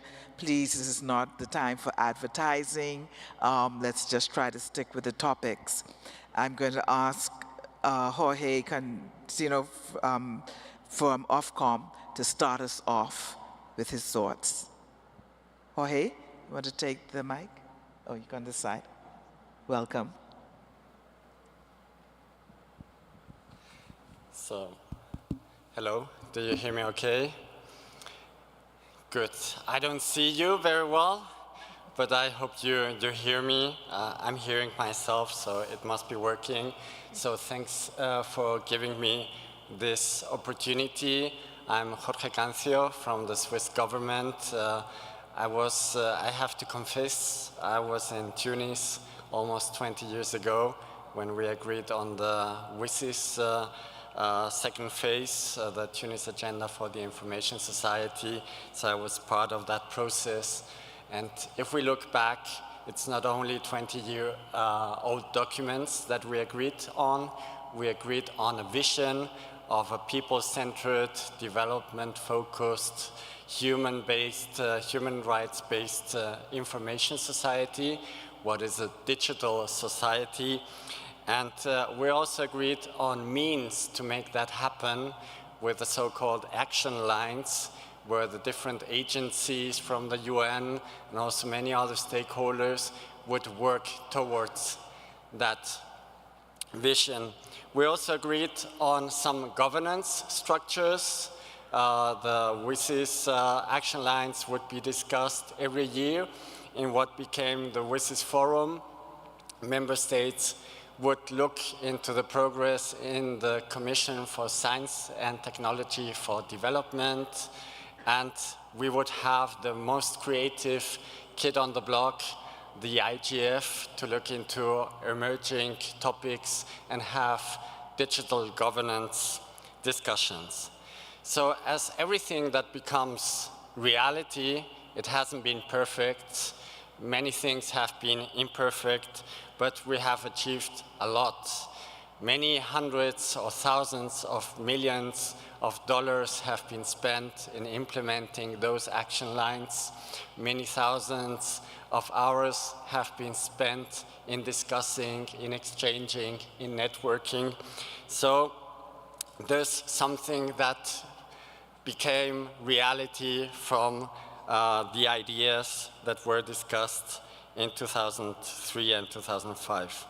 Now we have the challenge of a newer kid on the block, the Global Digital Compact, which brings some important impulses on data governance, AI governance, on human rights online, on also what connectivity means today.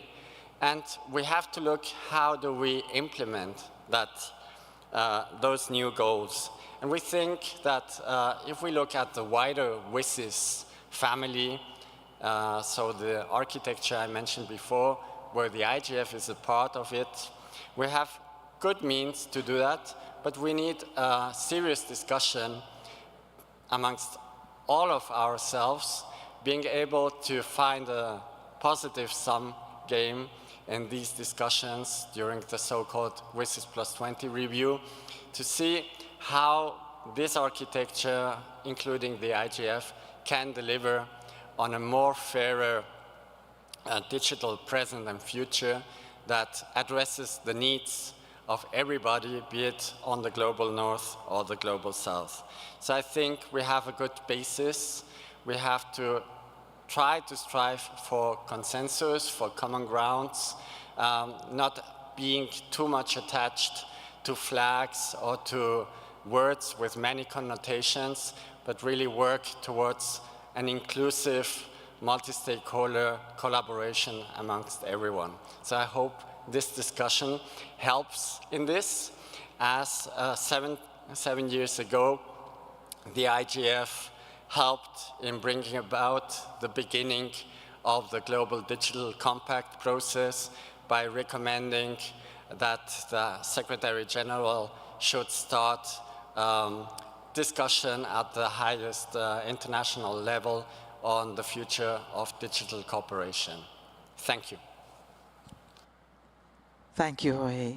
The floor is open for questions.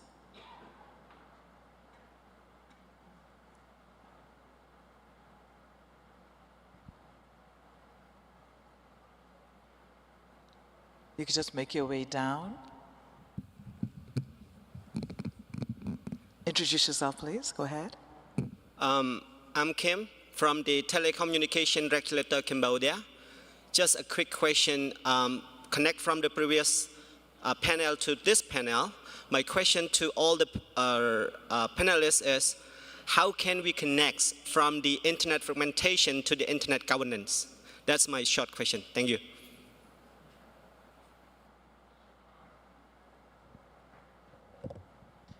Any of the panelists wanted to take that?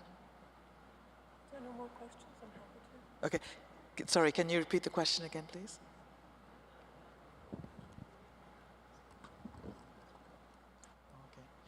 Okay. Just give us a brief introduction of what the previous panel was, so we could make the connection.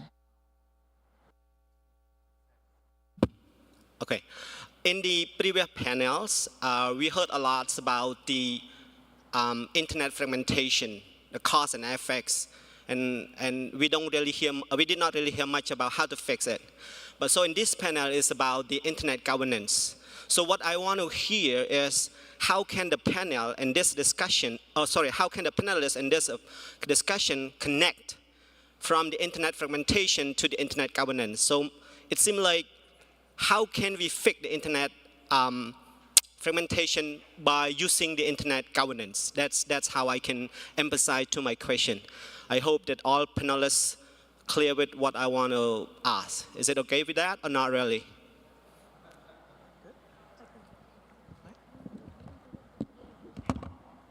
Okay, thank you, sir. Yes, the question is clear. Excellent. Thank you very much for repeating that and connecting us to the previous panel. And this is what the IGF should be about, by the way, having conversations across panels as well, not just in sessions that we are sitting in. So internet fragmentation, the way I see it, how it connects to internet governance discussions here, and generally policy discussions on digital issues, should be the way through which we actually make sure that we collaborate to avoid fragmented internet. We are all here talking about an open, interconnected, interoperable, resilient internet.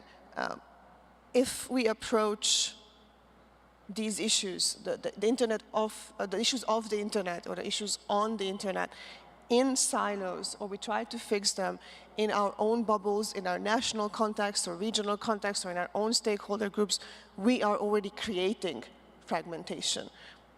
The internet is something that transcends borders, and that it's its beauty, and it's, I think, the greatest challenge. We cannot address what we want the internet to look like or how the internet should work without being the same idea of working like the internet in the governance conversations. My friend Bertrand says that, it was a quote from Kofi Annan, we need to be as innovative as the people who invented the internet if we want to have the conversations about the internet. So we need to be able, in the internet governance conversation, the digital policy conversations, to bring ideas, laws, regulations, whatever might be necessary, that connect rather than break up the various parts that we want to fix. Should I go? Yes, in addition, I think from the governance point of view, it is very important to avoid the proliferation of processes and to facilitate the integration of processes so they can work together in a synergetic way, cross-fertilizing not only policy dialogue, but also policy development towards common ends. I think the challenges that we have to face really demand all those stakeholders to work around common goals, and the proliferation of of processes, siloing of issues does not contribute to precisely providing all the necessary solutions and responses that have to be consistent in terms of the different levels that we have to address. In that sense, I think the IGF is a very unique space to precisely consolidate the conversation, the analysis, to bring together and to also identify specific key messages and recommendations that could go to the different decision-making spaces, including at national level. So in that sense, I think fragmentation could be avoided also by integrating the different processes that are relevant for the governance and the policies of the internet and digital technologies. Yes, I think also it's one of the reasons why the IGF found it necessary to add the parliamentary and the judiciary track so that we can take from discussion into policy, bringing the policy makers, the decision makers into the conversation so that it's just not talk, that we could move it forward in this collaborative space. Thank you. Vint? Oh yes, Vint, you're online. Go ahead. Yes. Thank you very much, Carol. So far, this discussion has been extremely helpful. I just wanted to make a couple of observations that drive my conclusions. The first thing is that we've all seen the internet evolve over time. And today it does things that we weren't doing 30 years ago or 20 years ago. The important point is that the IGF needs to evolve as well, and it needs a permanent presence because the internet is not a static thing. IGF has to adapt to the internet's evolution, and so we need an IGF there at all times. It should become a permanent part of the DESA operation. It should have mainline funding at roughly $3 million a year. And we need to activate our ability to assess the state of the internet collectively. There are examples of metrics of the condition of the internet. UNESCO has its internet universality indicators, for example. We might want to work together to assemble a picture of the internet on an annual basis in order to present policymakers with a sense for where the internet is going and where there is need for additional governance activities. I would love to see us harness even more the NRIs and the annual IGF meetings and the intersessional activity in order to assess the implementation of the GDC. So we have a big opportunity, I think, as IGF to contribute to the internet's evolution and continued utility. And as many of the speakers have pointed out, the internet's fragmentation is in some ways the antithesis of its original design, which was to connect everything together. And so we have to be continually concerned about that fragmentation and abuse of the internet. We need policies and implementations that will create a safer environment and one which is more productive for everyone. So thanks so much for letting me intervene, Carol. I'm eager to hear what others have to say. Thank you. Any more questions? No? Pardon? Tamia? Many, sorry.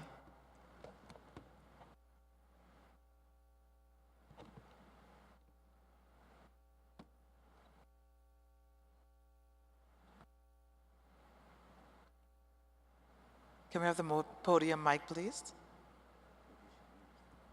Okay. You want to try this side, Manny? Or? Is this working? Oh, there Sorry, you go. just to note that we have a raised hand from the audience. Okay. It's Muriel Alapini. If we can please give the colleague speaking rights and a camera so that they can come in and share their contribution. And just to remind, this is an open dialogue, so please feel free to come in with your thoughts in the conversations. Thank you.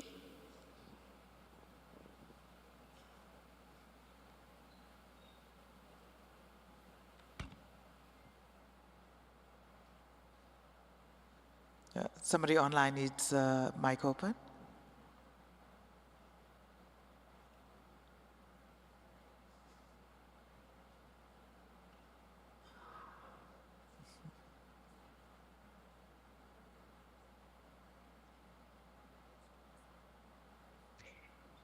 Bonjour.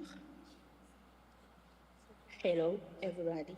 My name is Muriel Alapini, and I'm from Benin. Please allow me to speak French because I knew I will be a little emotional during my speech, so I will go with my native language. Thank you. Bonjour tout le monde, je suis Muriel Alapini du Bénin et from Benin. J'interviens en tant qu'utilisateur final d'Internet.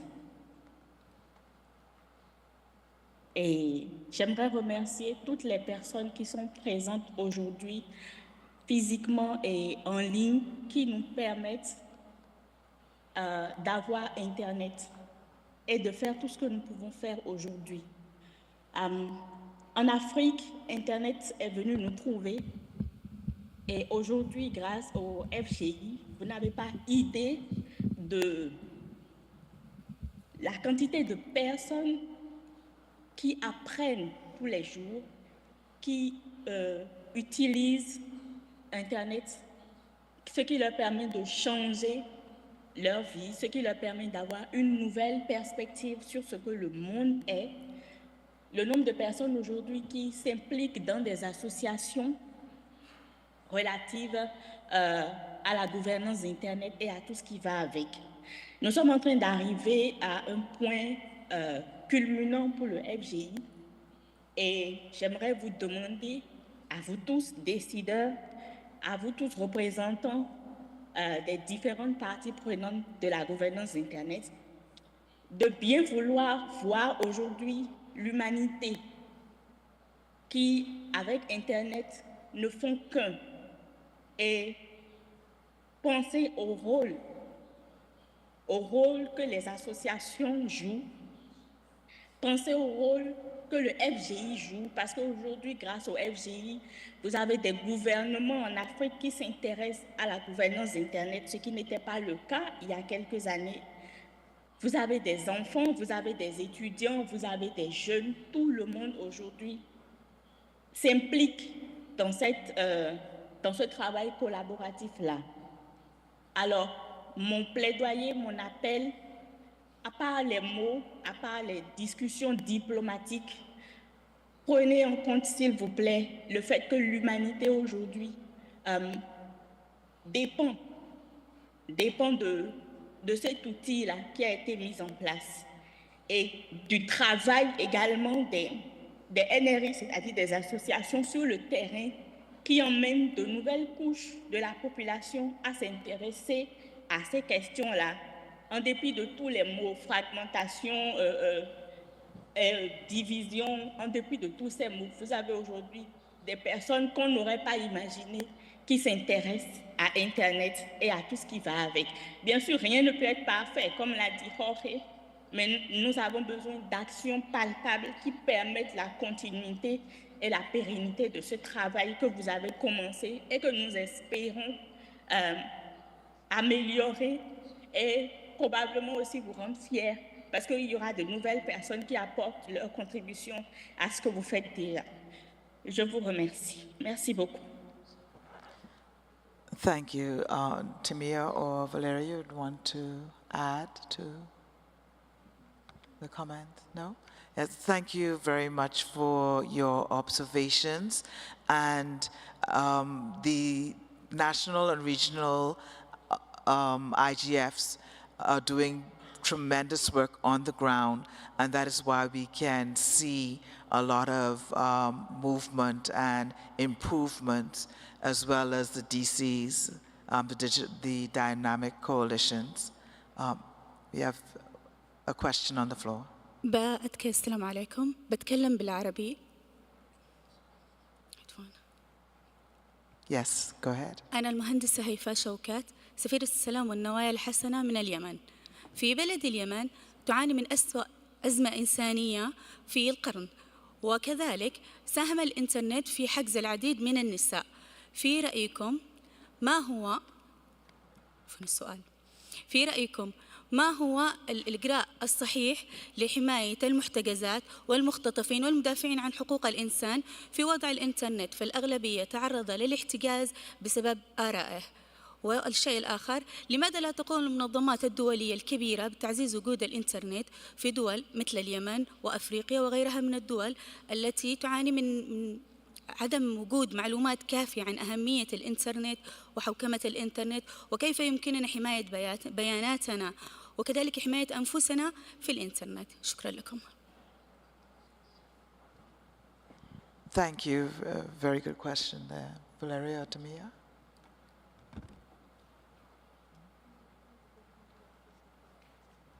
Vint, any input?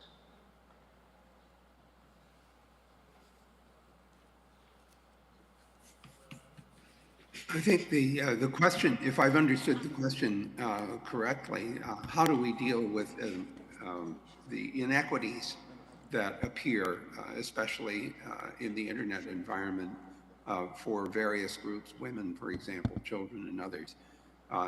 As you all know, our purpose in the internet is to be an inclusive and supporting environment where everyone has useful access. The only thing that we can do is we see these inequities happening is to make recommendations for more inclusive capacity, more inclusive practices.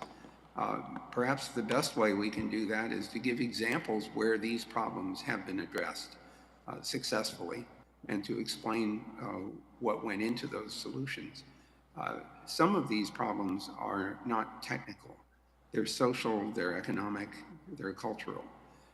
And this is where we have to understand that not all of the solutions are going to admit of a technical response, which makes it all harder to address.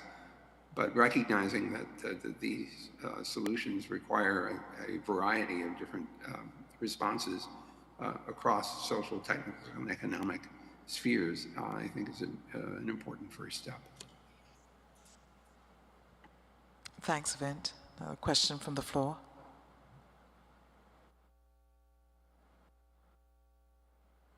Thank you very much. My name is Martina Lagal-Malakova. I'm from Slovakia. I'm a MAG member and I represent private sector. We always see the same countries active in also digital or green transition. My question is, what is the action plan that also another countries will be active in IGF and also in implementation GDC that we will achieve our digital future human and planet centric? Thank you.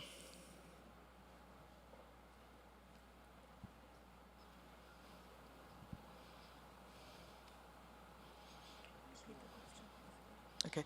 Sorry, Martina, can we have the question again? Sorry.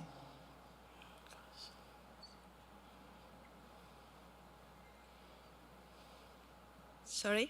So my question is, what is our action plan that also another countries will be active in IGF much more, and also we will ensure that they will be active in implementation GDC, that we will reach our human and planet-centric digital future?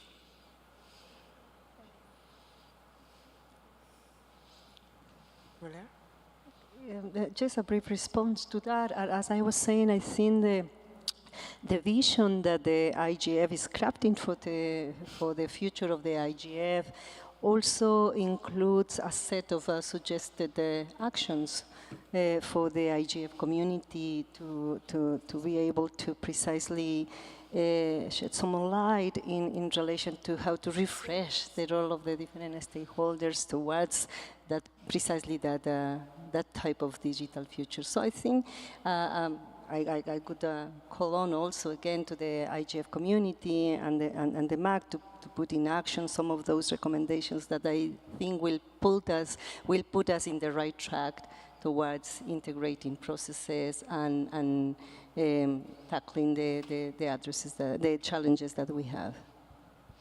Tamia?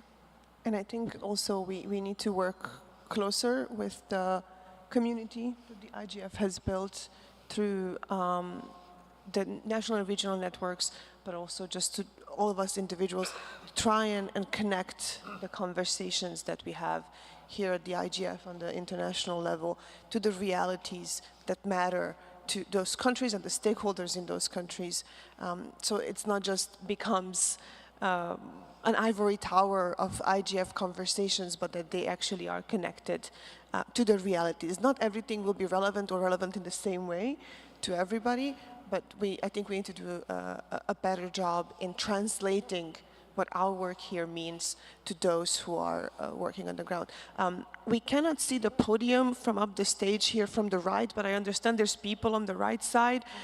So if I can maybe ask people, I don't know, if you use the left side, I know it's a bit of a trek, but the moderator can see you. Otherwise, we can't see you because of this podium right on the side of the stage. So I'm sorry, I just realized that somebody was there. So Bruna and Bertrand are on that side, but yeah, maybe use the left side, please, because then we can see you. I'm sorry. I just want to interject. I think from the previous speaker and Martina, I think what they're asking us is to improve our outreach, and as Tamia say, to come up with an action plan to make sure that the outcomes that we have here get some kind of traction within the countries that need it.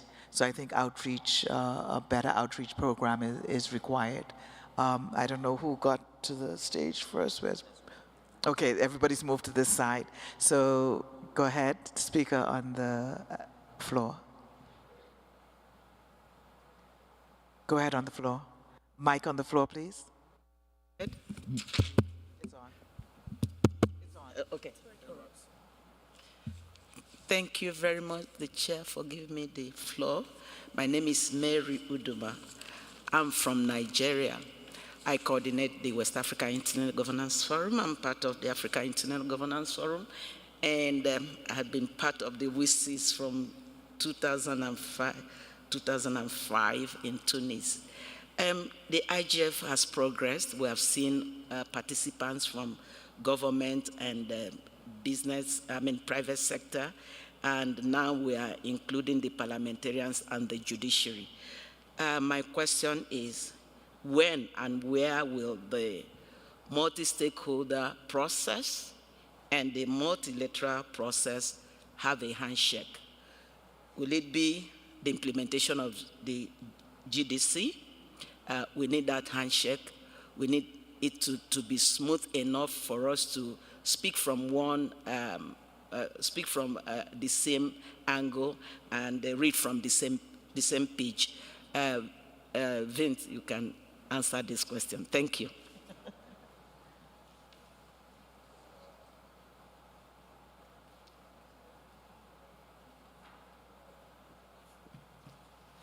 I'm sorry that I was distracted taking notes, and I'm not sure that I have the, if I was being asked to answer the question, I think I need a little summary of what the question was. Okay, can I say it again? Yes, go ahead.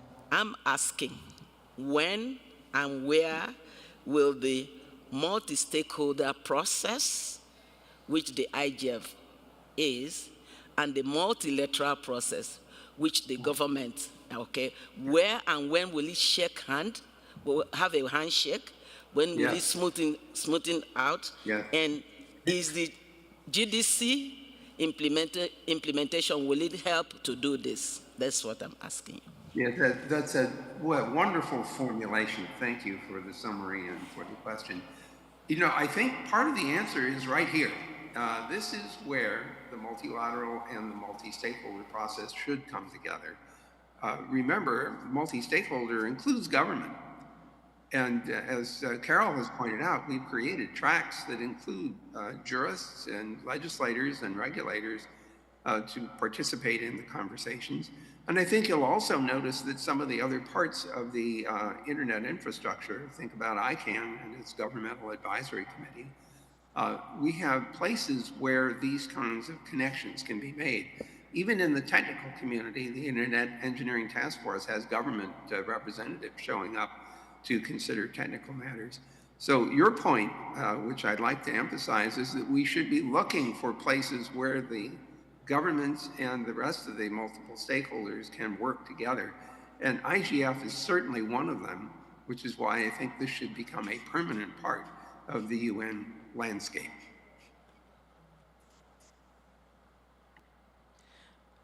Thank you, Vint. I'd also like to point out that the IGF works closely with the Interparliamentary Group, and so we are handshaking in that way as well. From the floor, question? Question on the floor, mic, please. Oh, now it's working. Thank you. Thank you, Carol. No, I just wanted to bring us back to the previous session because during the Policy Network for Internet Fragmentation session, we discussed specifically Article 29C from the GDC and asked everyone really a question as to how other stakeholder groups besides governments would think we could act and work together in order to implement, and not just implement, but also analyze and maybe even establish KPIs for analyzing the implementation of the GDC. And I think, to be honest, this is the main question in the room, right? The Pact for the Future and the Global Digital Compact were merely member states related processes, right? And we still have a lot of questions in the open as to how the GDC communicates with the WSIS plus 20 process, what's the role of the IGF, and how can we help steer this process. And maybe looking into next year, it would be really important for us to come to Norway or come to the Norway preparation, living here as well with a very clear picture as to how the IGF should help in these discussions and perhaps develop our own sort of KPIs together with the São Paulo multi-stakeholder guidelines to analyze how both processes will go and how can we improve this space as well. That's all. Thanks. Thank you. Very good input there. Anybody online? I see Nigel Hickson. So we'll take one from on the online. Go ahead, Nigel.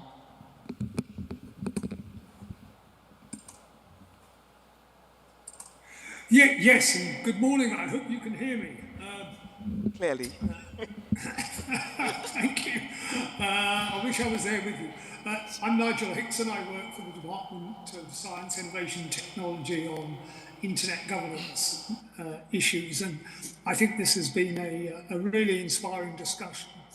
And I think that the questions we had earlier on what the IGF can do for marginalised constituencies and marginalised people is just so important, because if the Internet Governance Forum and other bodies cannot work to, if you like, improve processes and to capacity build in different countries, then I really do think we've lost an opportunity. And I think my good friend Mary from Nigeria, put a finger on it earlier, in that we have to, if you like, work together as governments in these processes. Often the multi-stakeholder and multilateral words are conflated, and what really matters is not the terminology, it's the ability of people to work together and to cooperate and to coordinate. And in that spirit, just two remarks on what the IGF can perhaps do better. I think what it can do better is not just, if you like, having topics to discuss, which is important, of course. It's important that we discuss AI, it's important that we discuss new and emerging technologies, but it's also critical that we help communities in their capacity building. And there I think the IGF could do a lot more. We could respond to the comments and the needs and the messages we get through the NRI network, and we could respond at the IGFs to a certain amount of capacity building, case studies where people have in other countries solved problems that countries still have with connection, with competition, in competition policy, and many other issues where we can perhaps do more to enable people to get online in an affordable way.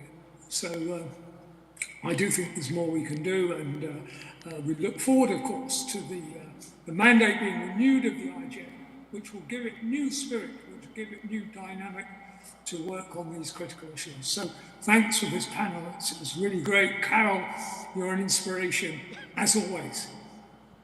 Thank you very much, Nigel. We'll just take one more question in this segment. And, oh, sorry, I want to make it equal. So we'll do Nima and then one more from the floor. Naima? Oh, sorry, I think I pronounced your name wrong. Yes, I can't see that well from this side. Nema, go ahead. Remember, 2 minutes, please. Nema or Nana? Can everyone hear me? Yes, Nana, go ahead. Thank you very much. This has been a very interesting one. I had to wake up early to follow. Following up from Vince's point, that internet fragmentation is not just technical, and Mary's point on shaking hands, I'd like to bring, going forward, because that's why we're here on this session, the importance of internet governance schools. The IG schools are very critical in building capacity on one end, but also inducting people into the multi-stakeholder model of governance, not just on internet governance. And that's why I'm very happy that we have the judiciary joining us after the parliamentarians.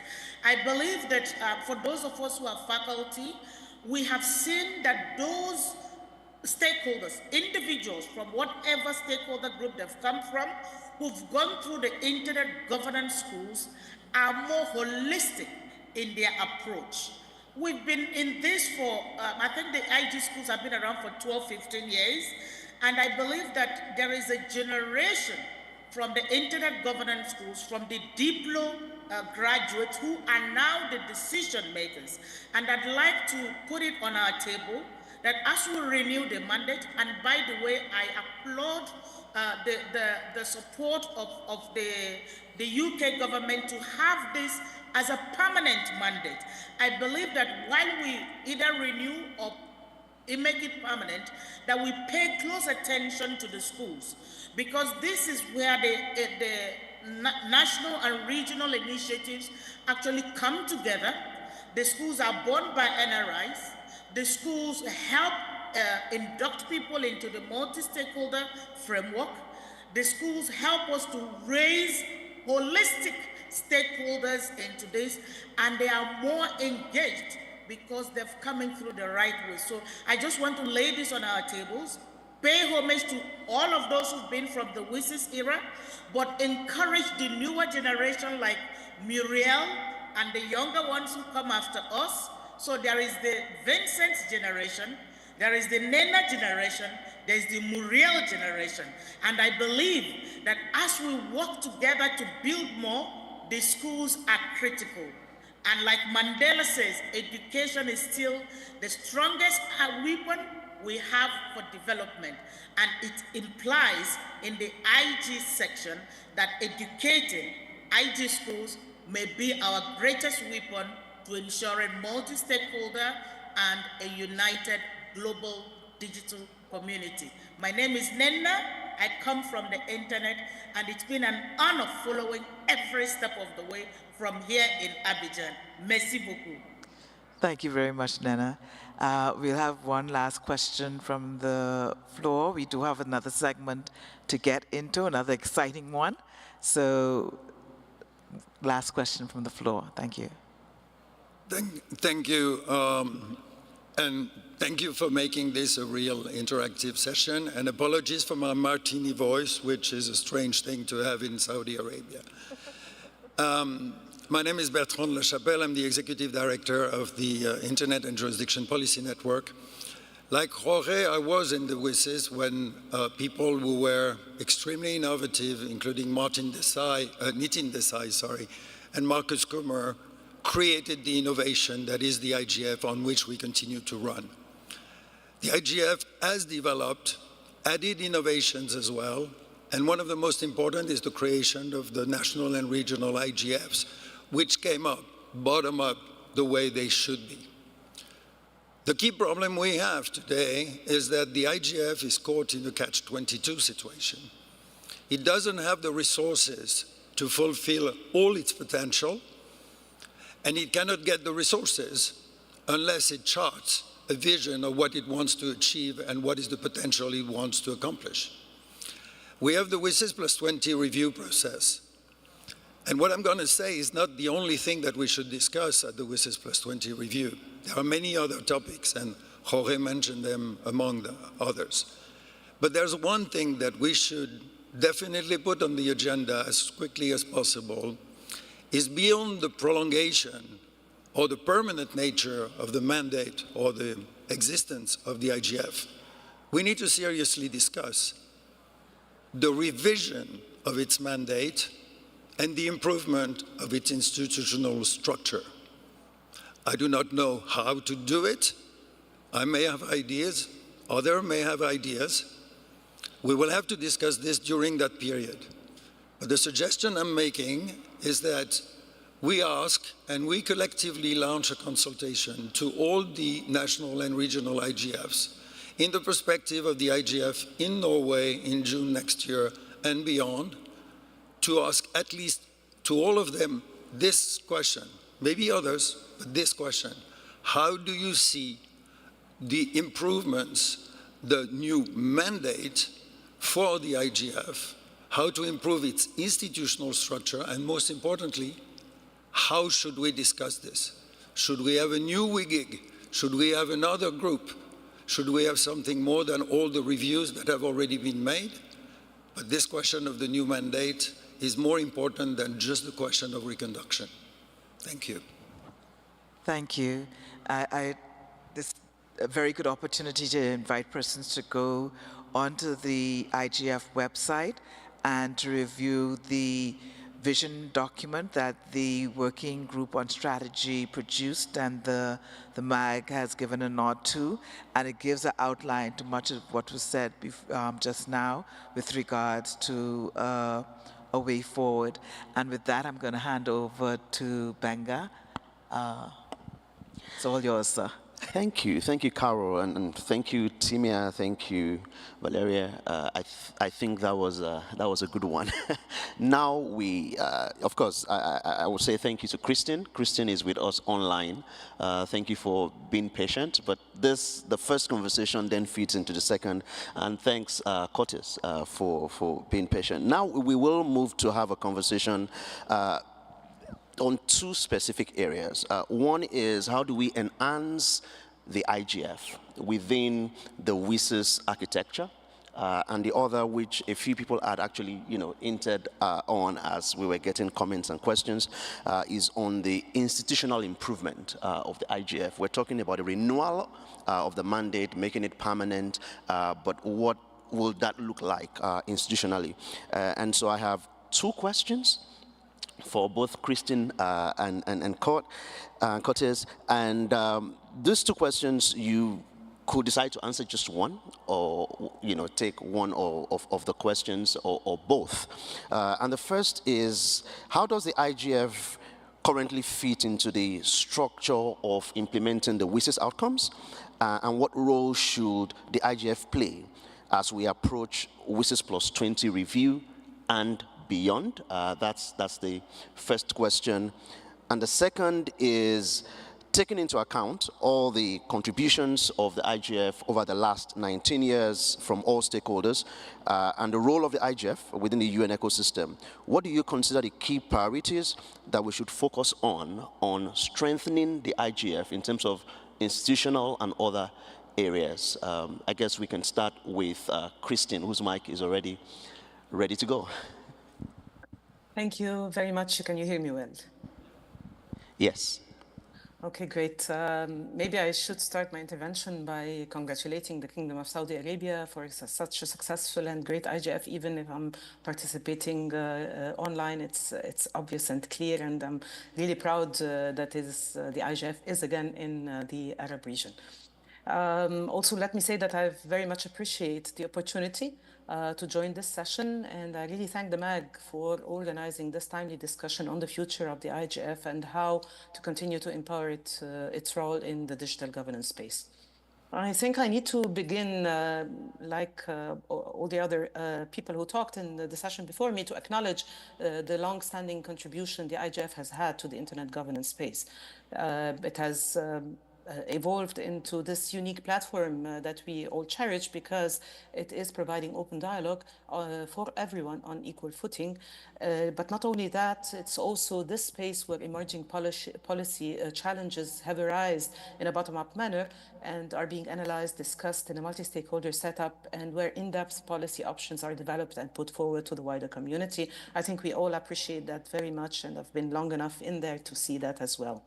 So it's the time now to look at the future and address the gaps in order to advance the IGF's mandate within the upcoming WSIS Plus 20 review. And I really like the interventions that were made by all the different participants from the floor, how we have to look at that. I particularly like Bertrand's intervention that we really should look at the how, not just at the renewal, but at what should we be doing to continue to build on this unique role. So I would like in my intervention to focus on three main points, which I believe, in my view, are critical to the empowerment of the IGF moving forward, and they are, in my view, all equally important, no particular order. So number one, and this was mentioned also by others, is the extended network of national, regional, and youth IGFs. I think this grassroots network of NRIs, which has grown organically over the years, reflects the specific divergence of the IGF community. NRIs reach to their communities, to their multi-stakeholder communities, and they're so well positioned to reach out to policy-making bodies, and I say not only policy-maker, but also policy-making bodies within their respective territories and regions. And therefore, I think they can they are really well aligned with the WSIS. They have put the IGF well aligned with the WSIS vision to be people-centered, inclusive, and development-oriented, and they provide a source of innovation. We've seen so many different modalities, emerging policy topics, and different output shapes come out innovatively from NRIs and being injected into the global IGF. So I think we would be losing a lot if we do not leverage the NRI's extended network ahead of the WSIS Plus 20 review to shape up the renewed mandate of the IGF. I think this is where we should look, this is where we should have the discussions, and then we should have a coordinated work that would come through the NRIs to identify the gaps and put in directions for evolution and development, possibly at the upcoming IGF in Norway.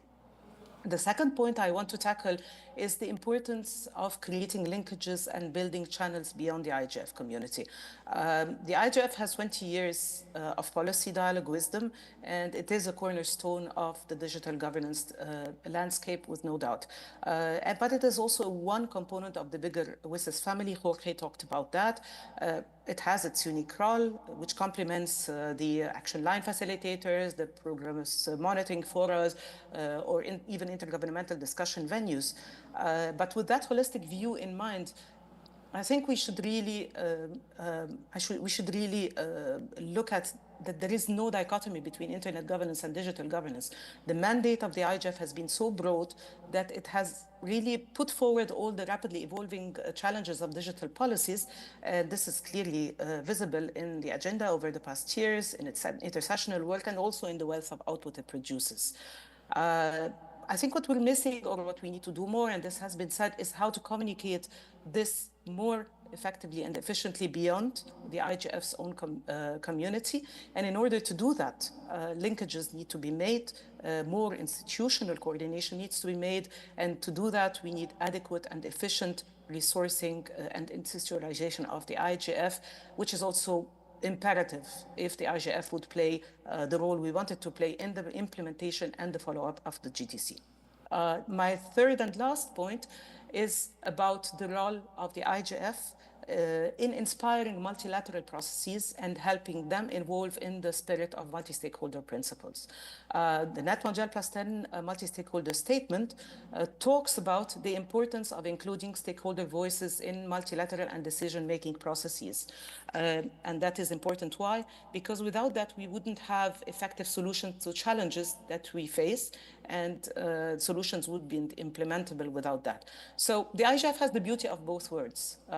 It is the innovative kid on the block, the innovative multi-stakeholder process within the multilateral UN system, and so best fitted to address the gap between discussion and action, between dialogue and recommendations.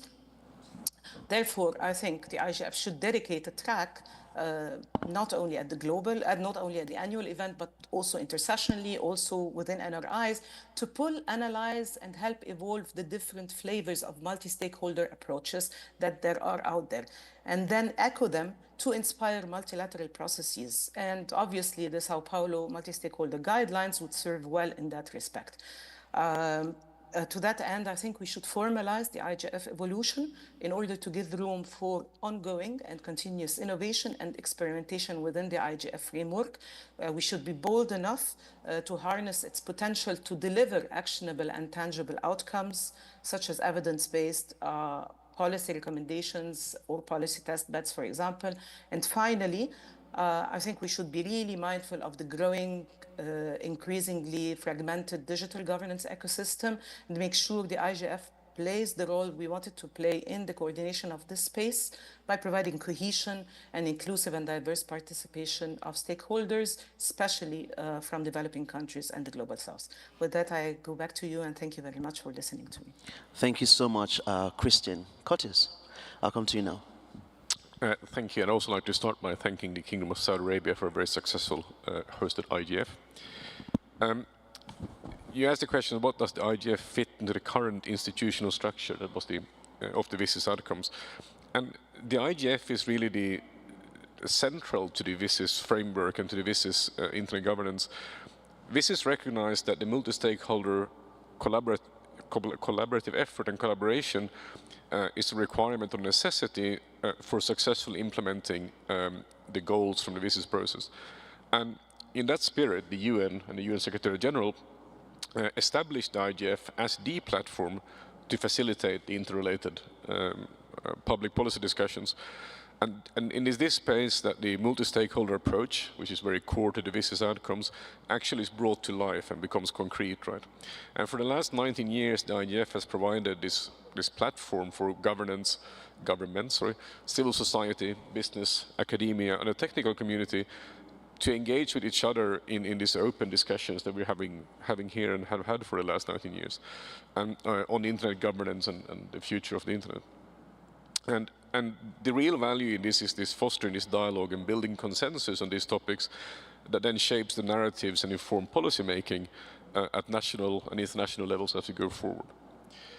And as we come to the WSIS Plus 20, and I think IGF is going to have, in order to remain relevant, I mean, the world around us is changing as well. It's not a static world. We're not in the same world as we were 19 years ago. IGF really need to change to facilitate the new discussions and amplify the outputs so that insights are really shared to the decision makers, and there's a real outcome that the discussions here is taken away. IGF should continue to strengthen partnerships with other UN agencies and topical and specialist agencies and their processes.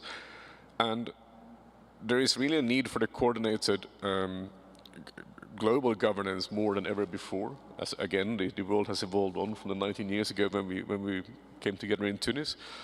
And the IGF really already was recognized in the GDC as the primary multi-stakeholder platform for discussion of internet governance issues.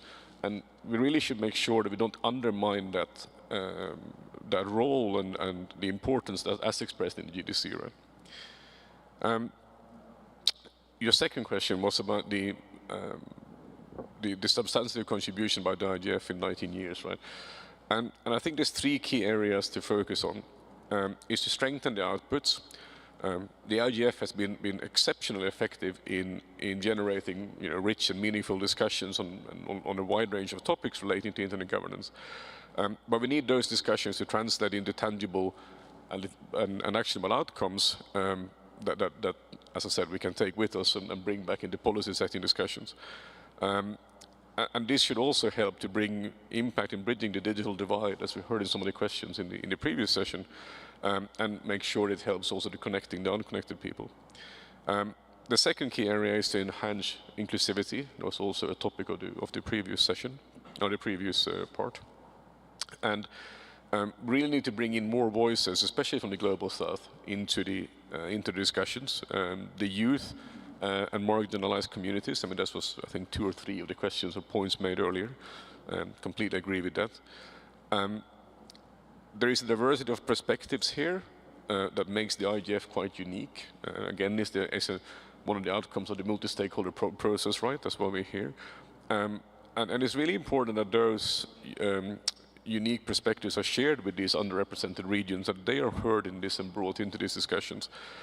So make sure we really have the broad stakeholder base that we can have in the multi-stakeholder process. And I think it's also important to say that representation matters because the governance framework we have and that we're striving to really must reflect realities and needs of all the internet users all around the world in order to make this also have confidence in the process. And the last area is to adapt to new challenges. IGF has evolved over the years. It's not the same IGF as 18 years ago. So there has been an evolution. There are new challenges, new topics, and this has really been the platform for this multi-stakeholder process and participation to discuss around these emerging technologies and emerging challenges and policy challenges. We need to ensure that we continue to bring that in, right, and to adopt to that. And if we don't address these priorities, I think the IGF has a risk of losing a bit of maybe credibility, but also relevance, right? There is a risk that's undermined. And last, of course, there is also geopolitical issues that could deepen the global divides, and we had to be very careful to be also address that and provide a platform for that to ensure that we have, as Vin talked about, the continued unified and open internet that's globally reachable. That's a very important part, as we heard in the previous session as well. Thank you, Curtis. And the interesting thing is you've both emphasized the role of the multi-stakeholder nature of the IGF and the lessons we've learned and how that helps with a lot of diversity. We will come to the room now. This room is full of experts, and I'm sure that we will benefit from the contributions and conversation. I will invite, to get us started on this, I'm sure we have Juan in the room to get us started on these twin questions. First of all, what is the role of the IGF within the WSIS framework? And secondly, how do we work on improving this in terms of improving the institutionalization of the IGF as we go into the next phase of the work? Good morning. I've been asked to motivate the audience for this second round of interactions and questions and ideas. But in order to motivate the audience, I need to know the audience. I will introduce myself, and if you allow me, I will ask just a couple of questions to try to feel the audience. My name is Juan Fernandez. I'm from the Ministry of Communications of Cuba. That means that I represent government. And here there are different stakeholders. So my first question, I rather, with that light in my face, I don't see, I will move over there. Well, maybe I will take the microphone so I can move freely. I will ask, can you please raise your hand, those in the audience that represent government stakeholders? As usual, a minority here. And please, can you raise your hand, the members that represent civil society? Yeah, more or less the same. And private sector companies? Well, and the fourth is the technical community. More or less the same. It's more or less an equal distribution. So thank you very much. And my second question, for whom of you this is the first IGF? Who repeats? Who is the second? And more than two? No, the majority. So we have a very faithful community, Carl, that keeps them coming. And so to give pass the floor to you to ask the questions, I just want to elaborate on that. In my view, you know, as I said, I was government. I was in Tunis when the IGF was agreed, you know, the proposal to have an IGF. And I was going to be very honest to you. In that moment, I really did not understand why we needed a new fora that, you know, we have a very tight schedule all the year. So I really was a little bit skeptical about the IGF. But you know what? After the years has passed and the IGF has evolved to what is now, that is not only a yearly meeting, but we have all these national and regional IGF. We have a lot of intersessional things that are going on, dynamic coalitions, best practice forum that are going and working all the year around, and voluntarily by people that are really interested in this thing. So it really, you know, I fell in love with the IGF, and that's why I'm here now. So I think that the IGF has this unique characteristic that among all the fora in the UN system and maybe beyond, that the program and the issues discussed are proposed by you, by the community that comes to the IGF. The topics of the workshops, even the main themes in every year is selected by consultation from a bottom-up consultation. So I think this is the beauty of the IGF. And now that we have reached the 20th anniversary next year, and there's a big question to the international community whether the IGF should continue or not, I would like to ask you a very concrete question. What would you say to the officials that are considering whether to recommend if the IGF should continue or not? What would you say to them? And with that, I open the floor to answer this one question. Thank you. Thank you so much. Yes, I think that was a good opener for this second segment of questions. And I'm sure you give some work to the cameraman there. All right, I see we have a queue already. Please be reminded, we've got 2 minutes for each speaker, preferably answering the question of how do we institutionalize the IGF within the framework of WSIS Plus 20, and we'll focus on this second segment. Thank you. Hello, everyone. This is Manal Abdessamad from Lebanon. I'm public policy advisor based here in Riyadh. This is my first IGF. I have 2 viewpoints that focus on 2 key ideas. First of all, I believe that IGF should focus on balancing innovation with inclusivity, with privacy, with equitable access to all, especially and particularly for the underserved communities and the vulnerable people. And secondly, the major question and the major viewpoint is IGF after 19 years, why it isn't generating outcomes and recommendations. We know very well that having this open-ended, this continuous dialogue without tangible recommendations can lead to nothing and can risk impact. Thank you. Thank you so much. Let's have if there's anyone to my right, I can't see you. Okay, there's no one. Okay, so thank you so much. Everyone is using the left. Please go ahead. The next comment. My name is Khalid Fattal Khalid. First of all, hello, Vint. I'm sure we're keeping you up late. This is Khalid speaking, and hello, Christine. These are colleagues from the days when I refer to the days of when dinosaurs roamed before the IGF. So I can't remember, I don't know who the person who was speaking earlier also, I was also there when IGF was created. One of the things I want to point out, and taking away the question of what do we do next, IGF is, by next IGF, we no longer are a teenager. So we won't have the excuse of still experimenting. With the advent of technology, the advent of the ability of AI to crack so much of the, democratize the risks through cyber, through the internet, to society all over the world, it is imperative, and I think I will draw on the question from the last intervention.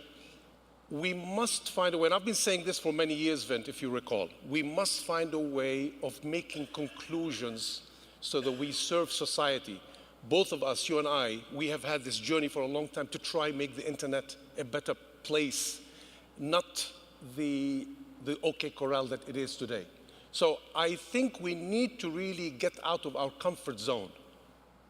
Without getting out of comfort zone, we will continue, unfortunately, to remain a talking shop, and that in itself isn't sufficient to come up with answers. Because today, just by doing this and the leveraging of AI, a 15-year-old could shut down a city and a country. And I'm speaking now as an expert in the space of cyber.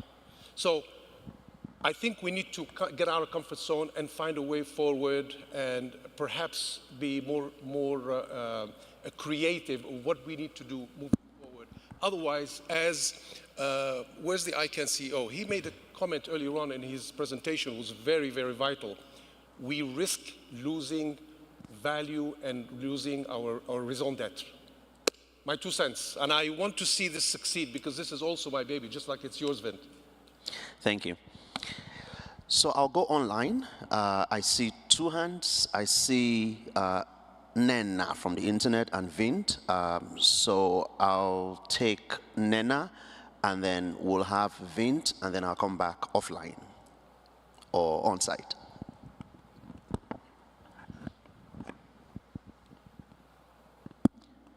Nena.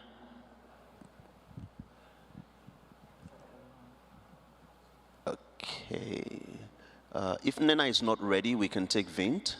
And when she's ready, I'm sure I'll see that on the screen. Vint, please. I just wanted to respond to Khaled's question. Of course, the IGF can't possibly solve all problems. And so my recommendation and response to what should we do is to focus not only on the problems, which we talk a lot about, but also where they could be addressed. So IGF should not necessarily in itself try to solve problems, all of them. Some of it surely can make strong and evidence-based recommendations for. But one of the strongest things we can do is to formulate the problem or the question, and then suggest where that question should be addressed. Okay, thank you, Vint. Nena, are you ready, or should I go? Yes, I am. I needed to be unmuted. Thank you, Benga. I want to speak to the questions that were asked. What am I going to tell someone are the reasons we should make the IGF permanent or renew its mandate? I have 7 reasons. The first is that this is one true global multi-stakeholder instance that we have in governance, whether it is internet or otherwise. So I think that is one reason to preserve the multi-stakeholder model. The second is that we have global instances. We have the global, we have the regional, we have the national, we have sub-regional, and I don't know of any other instance so far that we have all of those instances. So I think that is one reason to keep the IGF. The IGF is an instance that does not heavily depend on the UN for its financing. It's very cheap, by the way, to have these conversations, to have these convenings. So it does not heavily depend on the UN and its finances. I earlier talked about the internet governance schools. The IGF allows us to have education that is capacity building packaged into it. So I believe it's a holistic governance capacity building package that is built into the IGF. There is also the cost of changing what we have now. We don't have any other thing, it is true, but what is the cost of abandoning it to seek for something else? I think that that cost is way more. And finally, I think that the IGF, because of the instances that we have, because of its nature, because of what it already gives us, is a great place to serve the GDC, which is what we're working on now. So I believe that as a vehicle, as an implementation vehicle, as a broad way, and as a leeway, as an avenue for the GDC, the IGF, it's a great place. Thank you. Please, one thing, emerging technologies. 10 years ago, we used the word emerging technologies generally. But now I think that in the past few years, the AI has come into force. There will be more in the future. And I think that the IGF space is a good place for us to have conversations on emerging technology. My name is Nena. I come from the internet, and I think this will be my last intervention for the day. Thank you very much. Thank you, Nena. I will speak in French. Can I? Proceed, please. Je m'appelle Kossi Amessino. Je viens du Bénin. Je suis du ministère de l'économie et des finances. Nous avions une très bonne section, mais je m'interroge sur les retombées de ce que nous faisons ici pour les gouvernements. Nous avons mis en place en 2003 et en 2005 un processus avec des lignes d'action au sommet mondial sur la société de l'information. Est-ce que l'IGF ne changerait pas de paradigme pour devenir un instrument d'observation de la mise en œuvre de chacune des lignes d'action pour que chacune des parties prenantes, secteur privé, secteur public, société civile, monde de la recherche, chacun apportant son expertise, on puisse dire avec précision si nous progressons vers la mise en œuvre des lignes d'action du SMSI ou pas? Qu'est-ce que Vincent, qui nous a dit que Internet appartient à tout le monde, qu'est-ce qu'il en pense et qu'est-ce que la présidente du MAG pense de ce que je viens de dire? Merci beaucoup. Merci. Okay, thank you so much. Hi, I'm Israel Rosas from the Internet Society. First of all, I also want to thank you for organizing this session in this format. I think it's part of the value of the IEF. One of the contentious topics is whether the IEF provides tangible outcomes. And I think that this community should think about how to increase the visibility of the partnerships that the NRIs are promoting and using at the national and regional level, because that's where the multi-stakeholder model translates into tangible, concrete outcomes that benefit people, where all stakeholders can participate and create concrete solutions in benefit of people. Thank you. Okay, let's have, we have 2 comments online, and I see, we'll close the queue now because of time, and we have 4 people. So let's have 2 more comments in the room. We'll take 2 comments online, and we'll come back to the 2 last comments in the room. And at this point, if you could help me spend a minute, I'll get to everyone, I promise. If you spend a minute, I'll get to everyone. Thank you. I'll be very brief. My name is Annalise Williams. I'm part of the technical community, and I'm very involved in Australia's national IGF. I moderated a session yesterday on evolving the IGF that generated many ideas that will be put forward in the session report, but just briefly, they included closer engagement with the NRIs and incorporating national and regional discussions into the program of the global IGF, in a more coordinated way, and perhaps looking back some sort of compendium over the 19 years of the IGF and its achievements and outcomes and the things that have been discussed here. In response to the question about what we would say to decision makers, the DNS Research Federation report on the IGF's achievements said if the IGF didn't exist, we'd have to create it. But the IGF does exist, it's very valuable. I think it should continue and its mandate should be permanent. And I think we can perhaps think about how we how the IGF works in accordance with its TUNIS, the mandate in its TUNIS agenda in relation to identifying emergent issues and bringing them to the attention of relevant bodies and the general public, and where appropriate, making recommendations. Thank you.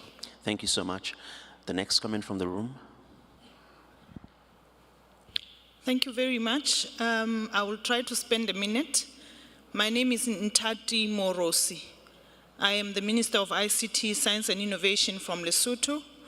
I've been sitting here, this is the first time I attend IGF, and I must say it's a very good forum because it brings everyone to the table.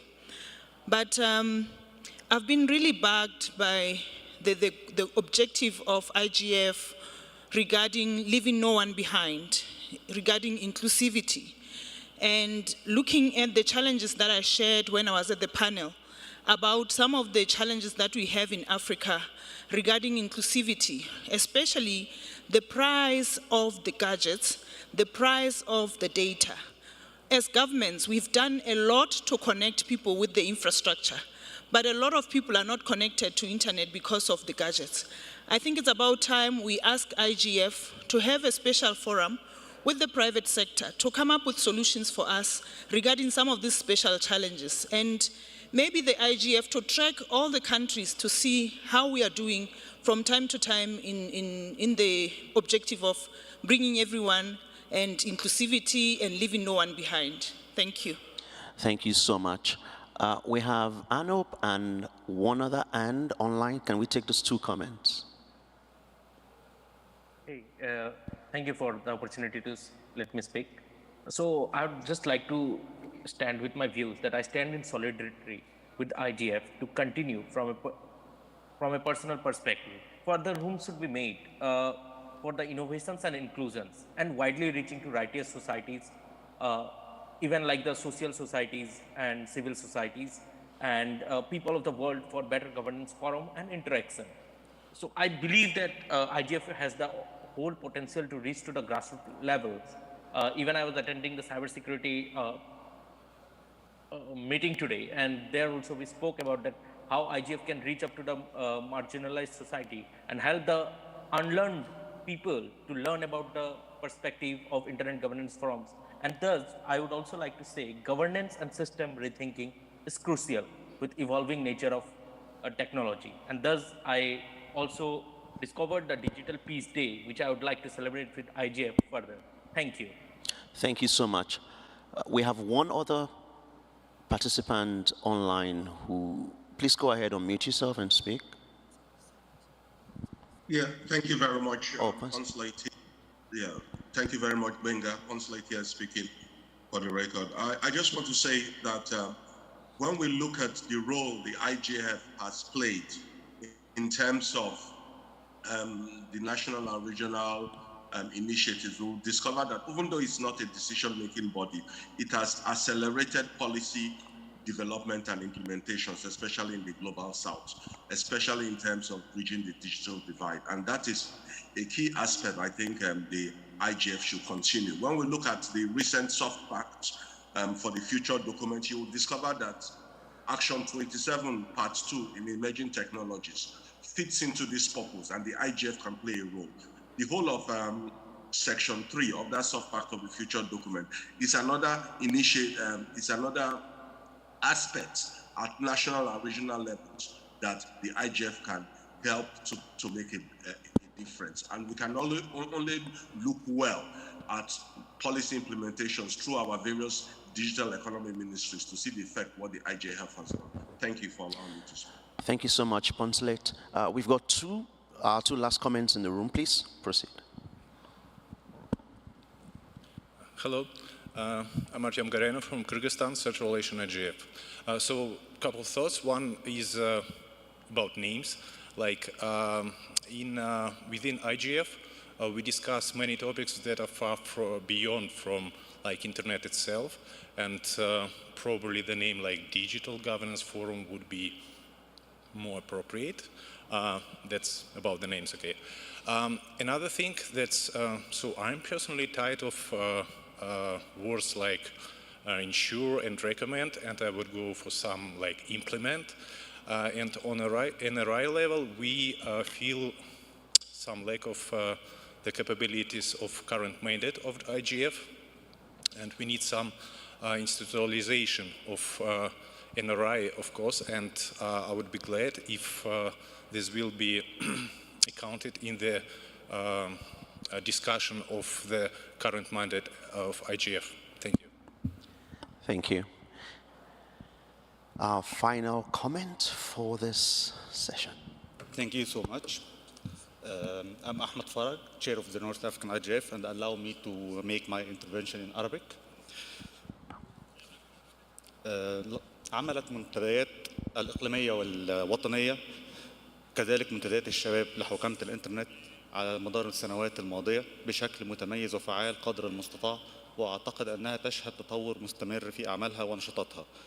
ونحن في منتدى شمال أفريقيا لحوكمة الانترنت نسعى دائما لتحقيق مزيد من الانخراط بين كافة الأطراف الفاعلة من كافة أصحاب المصلحة خاصة من الشباب والنساء. كذلك حرصنا خلال الدورة الماضية على المشاركة الفاعلة من أصحاب الهمم. تواصلنا مع الهيئات الوطنية والحكومية ذات الصلة في هذا الأمر لمشاركتهم في أعمال المنتدى والبرنامج التدريبي اللي تم تنظيمه في موريتانيا الشهر الماضي. سؤالي الآن ونحن نتكلم عن مستقبل حوكمة الإنترنت وفي ظل محدودية الموارد لهذه المنتديات الوطنية والإقليمية، هل هناك أي استراتيجيات أو خطط مستقبلية لتعزيز عمل ومساهمة هذه المنتديات في المسارات الدولية والإقليمية؟ شكرا. شكرا. Thank you so much. I'm sure if we did a word map of this session, one huge one will be NRIs, and I think that is really critical. Let me give our panelists the chance in 2 minutes each to give us what would be your last word and ask a recommendation or a best practice that you see in these conversations that we've had. Let me start with you, Timia, if you don't mind. Okay, thank you. Thank you, Benga. I'll try to be brief in how to respond to a very large question and to the very rich discussion that we've had today. And I want to go to the comment that Mary raised, our friend from Nigeria, about how multi-stakeholder and multilateral need to shake hands. I don't think they only need to shake hands. They need to hold hands. And go along the road together. It's not an either or, and I think it's about time that we've realized that. We don't need to be married to words. It's not something that we say this word or the other, and we've solved the issue.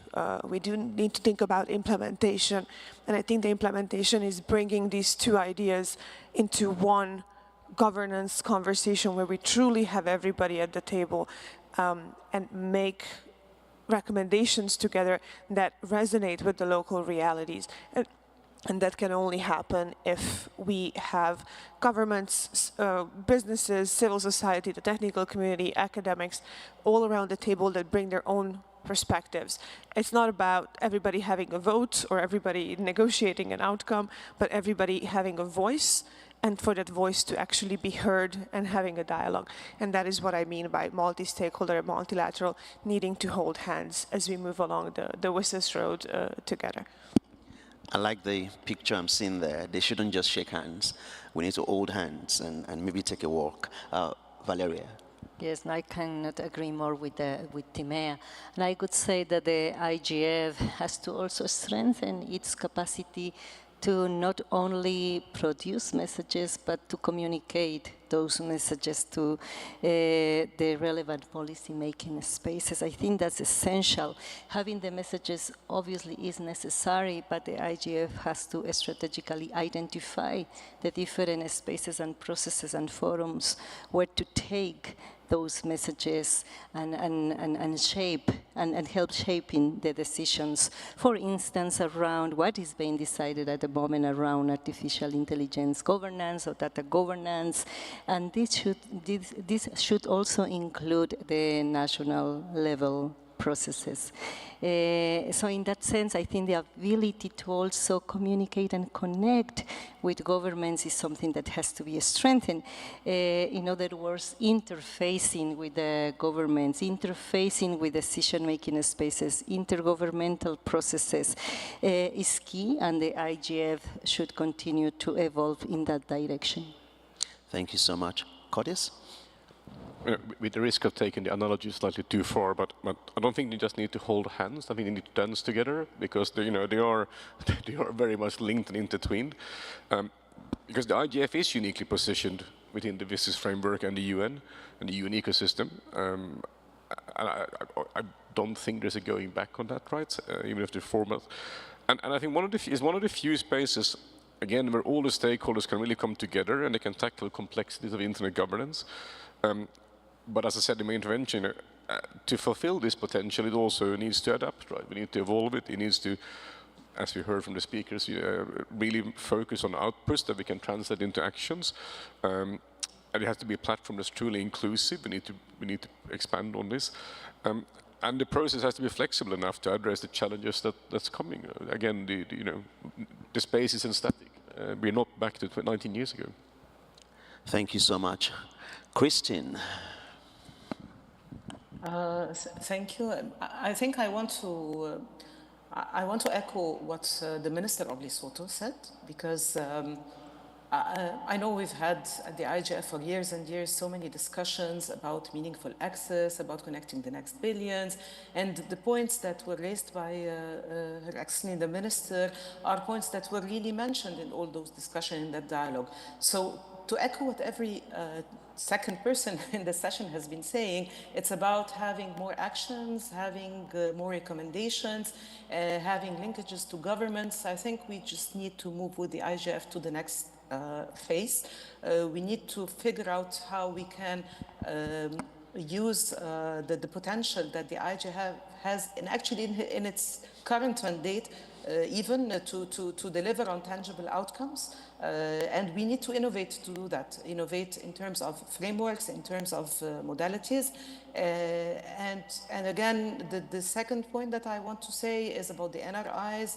I think there's so much has been said about the NRIs in this session. We need to capture that and move towards implementing it. And I will bring an example from my region, the Arab region. We just had a collaborative session of different national and regional and sub-regional IGFs just a few weeks ago. And one of the recommendations that came out of that session was that our collective NRI experience should inspire decision-making in multilateral and intergovernmental processes within the region. I think we should encourage that in various regions as well and move on the global level to that. Thank you. Thank you. Vint, you're literally next to Christine on the big screen in this main room. So your closing thoughts. Oh my. Well, let me just be very brief and say that in this session and in the other sessions that I've attended, I reached the conclusion that IGF should become a permanent operation within the UN context, and that we should work towards that outcome as we prepare for the IGF meeting in Norway and the subsequent WSIS plus 20. I think Bertrand makes the good point that we should consider moving in that direction by laying out what issues we should be addressing and how we should address them. Keep in mind that the IGF and the NRIs are not the only place where solutions might be found. So let's be expansive as we think about problem formulation. Let's think about where those problems could best be addressed. This has been a very stimulating session. I took a lot of notes. And I'm looking forward to the closing session coming up later today. Thank you, Vint. Thank you, Kristen. Thank you, Cortez. Thank you, Valeria. Thank you, Timia. And of course, thank you, Carol. I guess this literally brings us to the end of this session, but I see your mic, so Yes. something is coming. Sorry, so I'm going to take 15 seconds. I think as Mike Chair, this is my takeaway and something that we will bring to the Secretariat, the strengthening of partnerships with other UN agencies, strengthening of partnerships with private sector and business community, and the handshakes and the hand-holding, we need more of that. We've started with the Interparliamentary Union. I think there's also something similar with the Diplomatic Corps or state missions, so I think we probably could extend that. And we must improve engagement and outreach with the underserved. Thank you. Thank you to the organizers for this fantastic session. And thank you to everyone who took the mic and to everyone in the room. Thank you so much. Thank you. Thank you, Governor.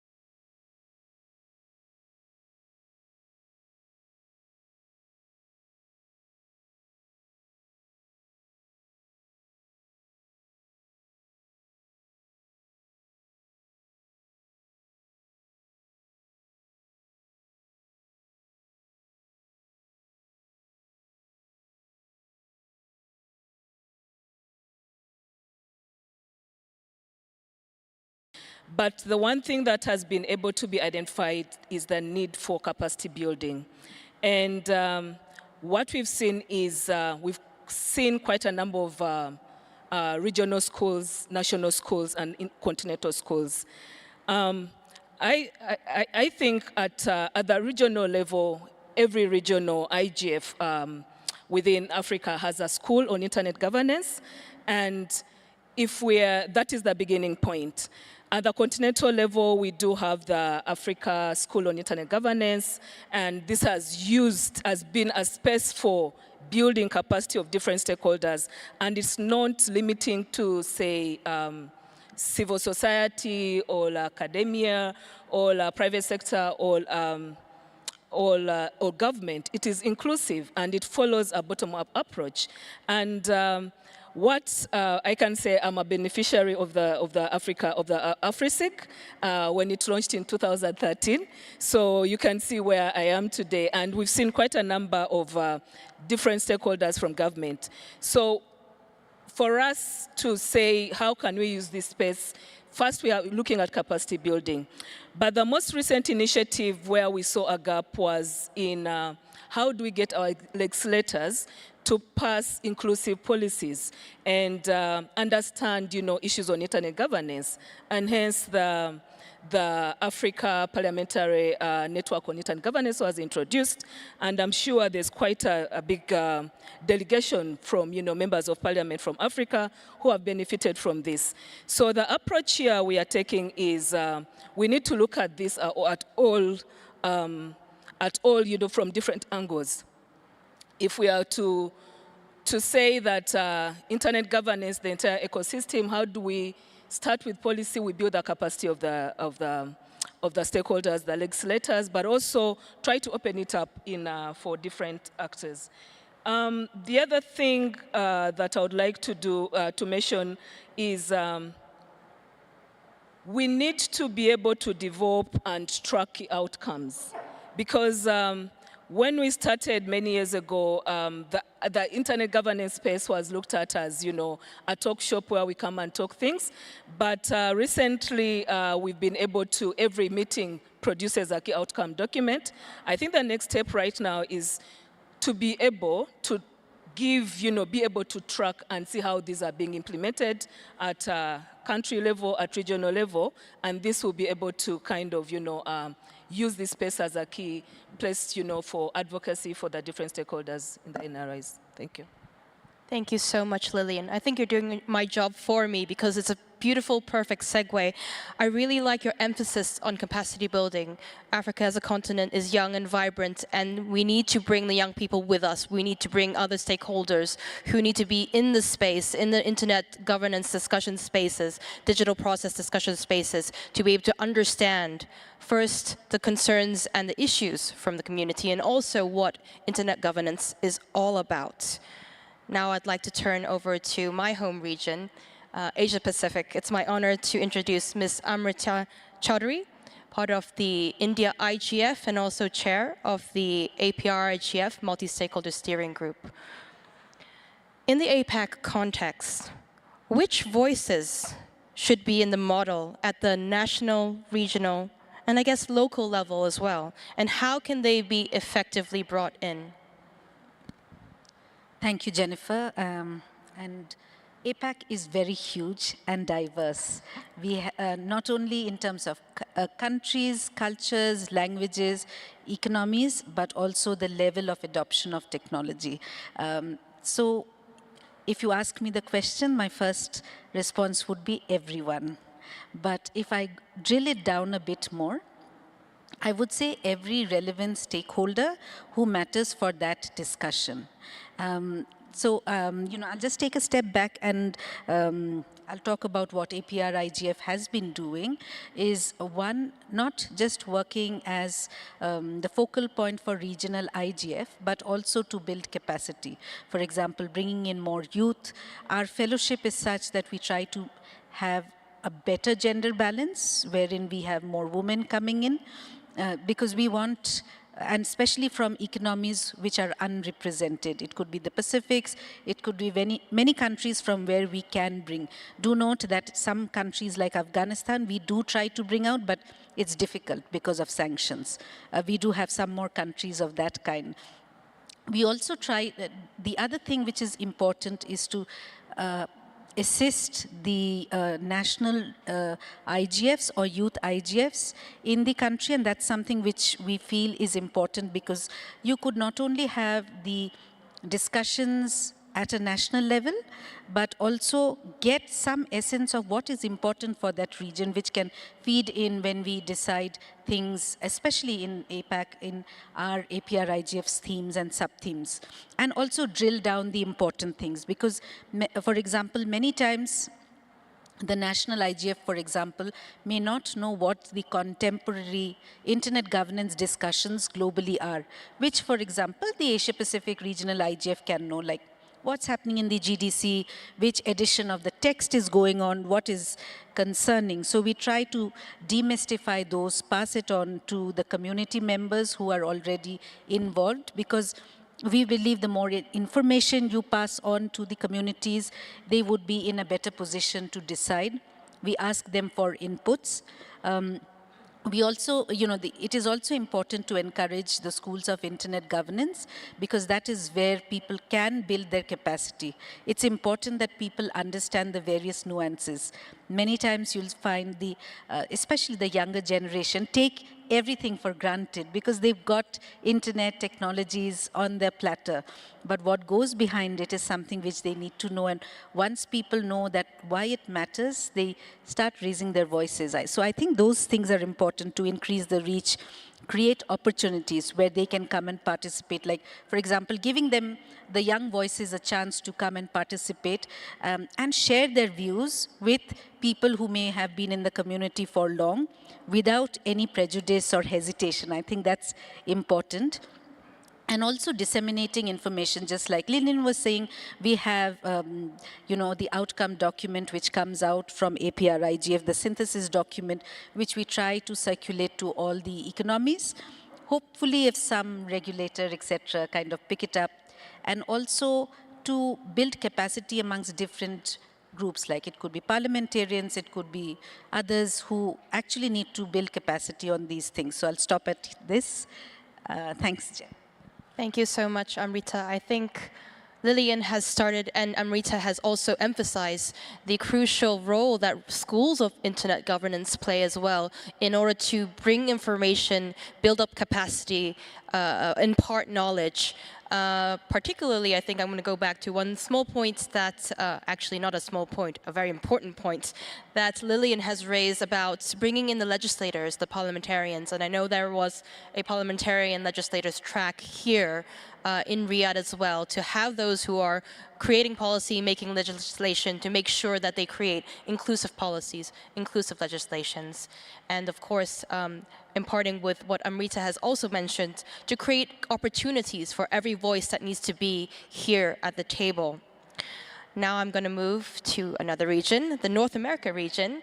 It's my honor to introduce Mr. Charles Noir, CIRA, and also part of Canada IGF.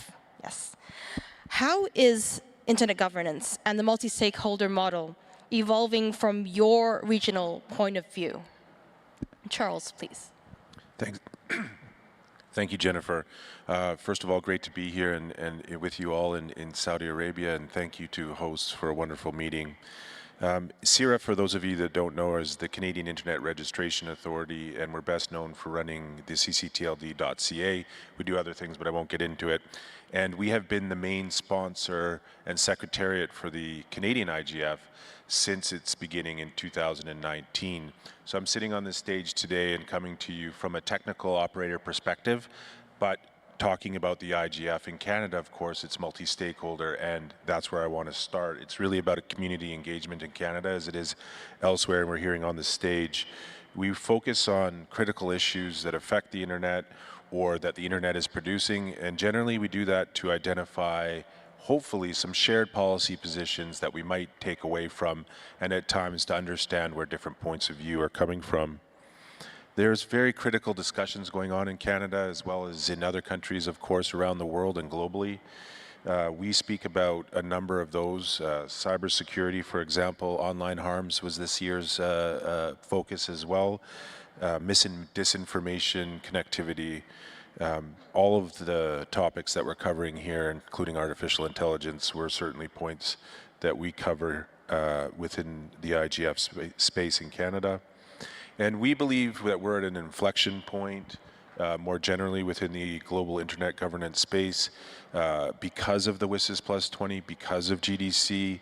Also within Canada, we're seeing for the first time a whole suite of regulation that will affect the internet. And so we're really engaging the community across the country from every stakeholder group to try to bring us together to inform and support our policymakers in their decision making, both within the domestic space but also globally in meetings like this, but also in negotiations like the WSIS Plus 20 and what we're seeing in GDC. So Canada's been a proud, huge supporter of the multi-stakeholder model, both as an internet community, collectively all stakeholders, and I believe in our government. We see the WSIS Plus 20 as an opportunity to reinforce and dedicate for the next, hopefully, next 10 years, a commitment to multi-stakeholderism, including, obviously, the IGF. Sure, there's room for improvement. We want to recognize that the multi-stakeholder governance model today, and the IGF, CIGF being part of that, is the reason why we have an internet that works like it does today from a technical operating perspective. Yes, there are difficulties, we're encountering them, we're discussing them, we need to address them, but the reason why I can call someone on the other side of the world and instantaneously connect is because we have the multi-stakeholder model in action governing the technical layer of the internet.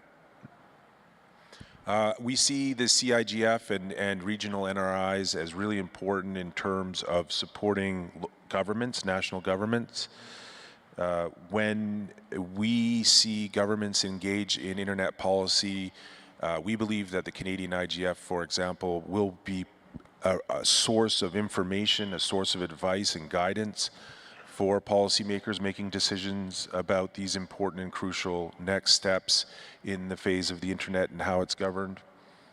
And from that, we really see an opportunity to develop unified policy positions where we can all agree as all stakeholders, academic, private sector, technical community, etc., coming together so that we can focus on what we believe our priorities should be and what our government's priorities should be in these spaces, particularly within the context of UN decision-making and domestic legislation. Would also like to add that we also see an opportunity within the technical community to organize as a community. The technical community, for example, like all stakeholder communities, is very diverse. We've worked with about 29 other technical operators around the world in every continent in coming together in a coalition called the Technical Community Coalition for Multi-Stakeholderism, TCCM. And again, we see that as an opportunity to coordinate globally, and it brings roots out of the IGF spirit and out of the notion that we're coming together as a stakeholder group to represent common positions that we believe should be considered in global negotiations. That some of that was exemplified in our input within the GDC context, and we will be very active in the WSIS context as well as we move into the WSIS Plus 20.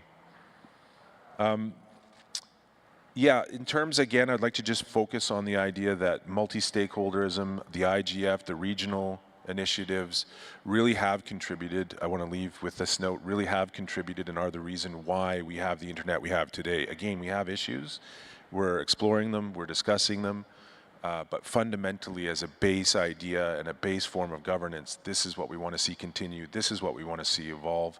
The Canadian IGF is committed to that, and certainly we are as a TCCM, as a technical operator. Thank you so much, Charles. Thank you for also highlighting the crucial role that the technical community plays in actually keeping the internet on so we can have these discussions. It's the foundation where we build on all of these myriad of issues when we talk about internet governance without the internet actually working. I don't think we have so much to talk about, right, at this point.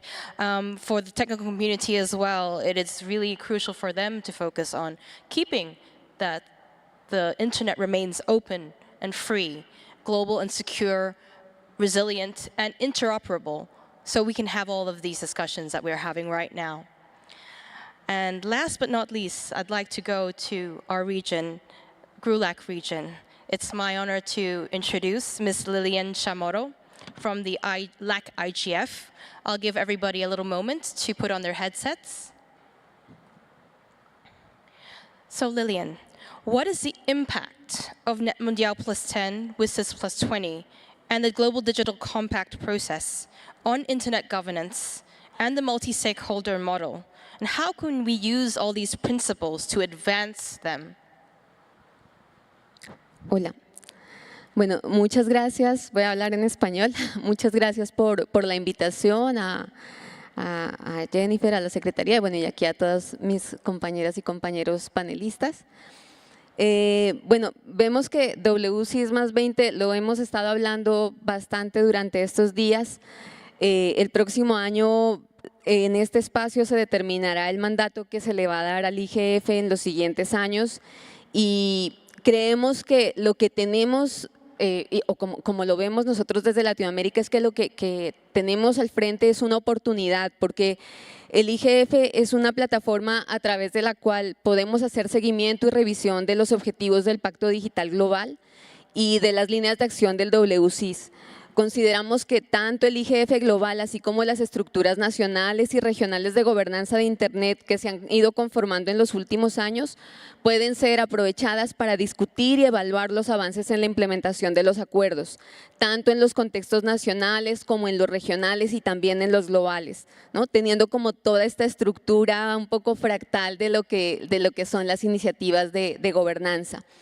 Y compartiendo además esta experiencia tan valiosa de la que también hemos hablado mucho, de integrar a múltiples sectores en las discusiones. El Pacto Digital Global nos presenta unas líneas de acción que pueden ser aterrizadas por los distintos participantes del sistema de gobernanza, a las realidades locales, a lo que está pasando en cada país, en cada región, en cada territorio, o cuando hablamos de comunidades como los jóvenes u otros tipos de comunidades que también están haciendo sus diálogos de gobernanza aterrizadas a las necesidades de estas comunidades. Y pues estamos aquí con estas iniciativas nacionales y regionales, con los NRIs, que vemos que se ha incrementado su actividad tanto en número de iniciativas como en cantidad de personas que participan en las mismas, en las temáticas, ¿no? Ha sido como un creciendo de lo que han venido haciendo las iniciativas nacionales y regionales, que ya lo hemos dicho y lo decían mis compañeros, aportan en la construcción de capacidades, pero también aportan a la generación de espacios de diálogo, de discusión y también justamente a localizar los temas de interés en el contexto de cada uno de los espacios, de acuerdo con las necesidades, prioridades, realidades de cada contexto. Consideramos que estos son espacios que aportan también a la apropiación de las tecnologías, porque aquí es donde se revisa de qué manera las tecnologías se implementan, de qué manera se transforman y de qué manera inciden en la vida de las personas en los entornos locales y regionales. Y desde esta perspectiva tan valiosa de las múltiples partes interesadas, ¿no? donde digamos, no nos sesgamos a solo una visión, sino que estamos viendo desde múltiples aristas. La diversidad de estas iniciativas es una diversidad que creo que debemos ver en la belleza que significa ver esta diversidad, ¿no? Yo veo aquí este grupo de personas sentada, todas las personas que hemos estado compartiendo en este IGF y resalto la belleza de encontrarnos todas y todos a discutir en tantos temas que son trascendentales, que no son solamente las iniciativas nacionales y regionales, que también, como decía hace un rato, incluyen a las personas jóvenes, a procesos como el de las comunidades de habla portuguesa, a foros regionales como el Foro del Caribe, que en nuestra región es uno de los foros pues, que más tiempo lleva trabajando. Toda esta diversidad debe ser aprovechada y considerada para el cumplimiento de los objetivos del Pacto Digital Global, por ejemplo, en discusiones sobre inteligencia artificial, gobernanza de datos u otras más propias, como en el caso del LAC IGF, donde se discutió sostenibilidad ambiental, el tema de migraciones u otras que son como más afines a nuestro espacio. Estas iniciativas se estructuran y moldean de acuerdo con la diversidad de los territorios y las afinidades de las comunidades, por lo que deben ser vistas, apreciadas y aprovechadas en esa diversidad. Así, el IGF o los IGF son espacios valiosos para el encuentro y coordinación entre las distintas iniciativas como el Pacto Digital Global y como el WCIS. Ayer en una de las sesiones nos invitaban a ser creativos, a encontrar nuevas formas de trabajo y aquí entonces quiero hablar de Net Mundial, que nos brinda unas guías para fortalecer los procesos de gobernanza y políticas digitales, tomando como elemento fundamental el modelo de múltiples partes interesadas y brindando unas recomendaciones para lograr una participación más abierta, transparente, inclusiva, ágil, colaborativa, como lo indican sus principios. Estas guías pueden servirnos de base para experimentar y crear nuevos modos de encuentro, de diálogo, de colaboración en el marco de los foros de gobernanza, que nos permitan además definir mejores prácticas para la toma de decisiones, para poder hacer algunas propuestas más concretas y también generar acciones para avanzar en el Internet que queremos y que necesitamos para abordar los desafíos actuales.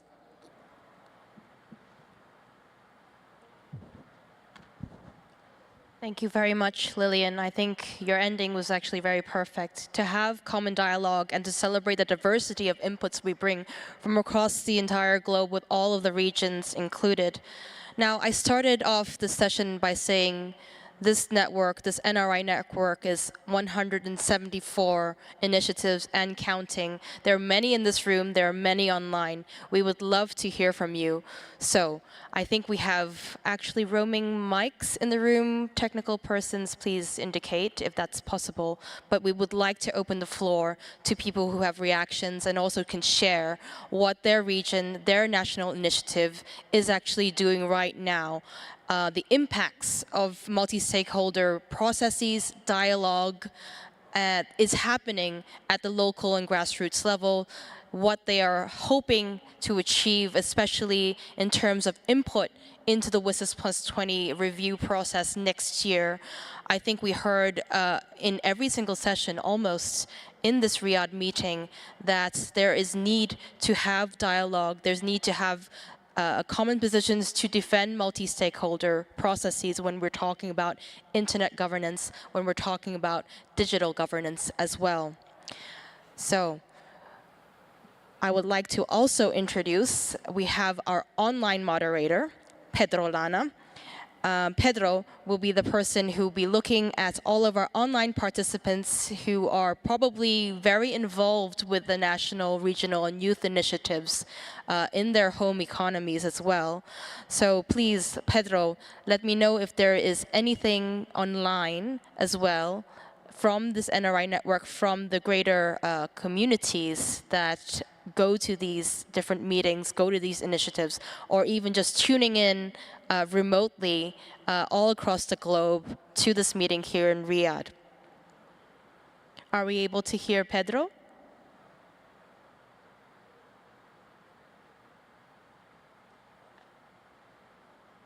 If we're not able to hear Pedro, I will come back to him. And actually, I'll drill down a little more on what we've heard so far on our panelists. Maybe this will inspire more input from those who are actually thinking about, what their meetings in their home countries, in their home economies are actually having. I think that there's a lot of local issues, a lot of regional issues that are discussed in NRI meetings that sometimes do not make their way all the way to the global IGF at the annual meeting. Of course, it's always competitive when you're looking at the scheduling, but is there something that is very unique to your region, perhaps, that you think is very important to bring up to the global level that hasn't had an opportunity quite yet, especially when we're looking into WSIS Plus 20 review next year, and also impacting the evolution of how we're discussing? I don't know if any of our panelists up here would like to take a stab.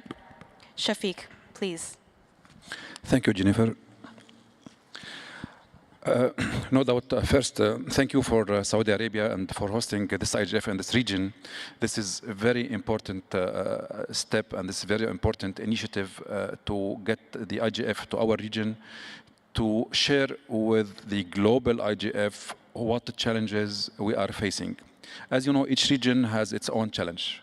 And while the European or the Western countries, they are now looking after AI and looking after, Internet of Things and smart cities, we are still having some countries in this region, they don't have the basic infrastructure to connect people. So our priority is to give the connectivity to these people to connect. We know from the ITU that there is still 2.6 billion unconnected people, and most of them are in Africa, which is the region nearby. So the importance of having these events in this region is to get the voices of these countries up to the global level so they can be taken in consideration. Because once again, our challenges is totally different from other countries or other region challenges. Thank you. Thank you, Shafiq. I know that you've highlighted that there's still 2.6 billion unconnected. That is a sheer number that, of course, is really also central to the Africa region and also Asia-Pacific region. I don't know if Amrita would like to expand a little more on that challenge as well when we're looking at Asia-Pacific. Yes, thank you, Jen. I think there are one beauty of the NRIs is that while there are many issues which may be very endemic to a country or region, but there are challenges in most of the region in some context or form of those. For example, as Shafiq mentioned, access is one. Basic infrastructure, for example, there are countries even, as I mentioned in my initial remark, Asia-Pacific is very diverse. You have extremely developed countries, and you have countries where the networks have are not working or cannot work due to sanctions, etc. As in they are working but not. And we have the Pacific Islands who have different challenges, because of climate changes, etc. There's water rising. There are other issues which are happening. So there are different challenges people do bring in, but again, how you have that assimilated is difficult because every region has different issues. Access is difficult. Multilingualism is important. As in, if I look at the countries, a country like India has 22 official languages, let alone unofficial. Similarly, in many parts of Asia-Pacific, language is an issue. Having everything in those languages, access, basic access is an issue for people. Rights to even access it. For example, I'll come back to Afghanistan. Women do not have any rights. Women do not even have right to an internet device. That's a challenge when we are talking about so many things, achieving SDG goals. So those are diverse. I think we try to bring it up and see what can be done. So, there are higher level issues and there are deep-rooted issues which needs to be worked, like anything. Thank you, Amrita. I like that you brought up also multilingualism as a challenge and also a strength in the diversity of the languages that we're allowed to speak. I know here we have translation in the 6 UN languages, so you heard Shafiq speak in Arabic and you heard Lillian being able to speak in Spanish. And for myself, 我很幸会可以用中文跟你们讲话。And I just said I'm very lucky to be able to use my language, Chinese, to be able to speak to everyone. But that is not the case for every single language that you see that's represented by the people you see here on the panel. And I'm sure many, many more in the audience.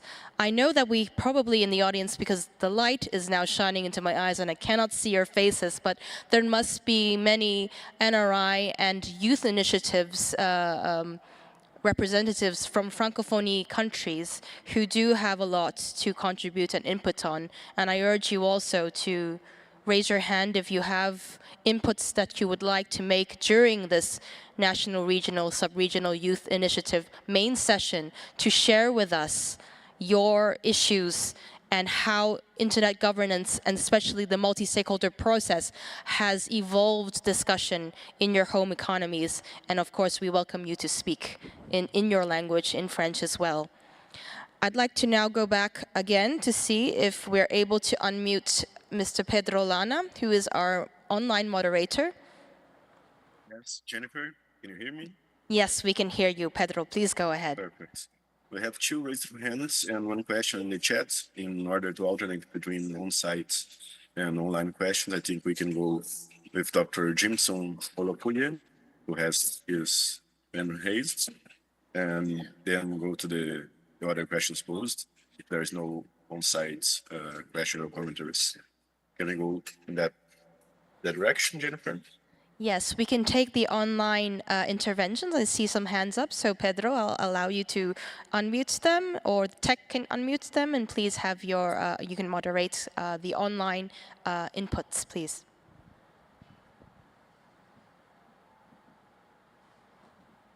Tech, can you unmute Dr. Jimson?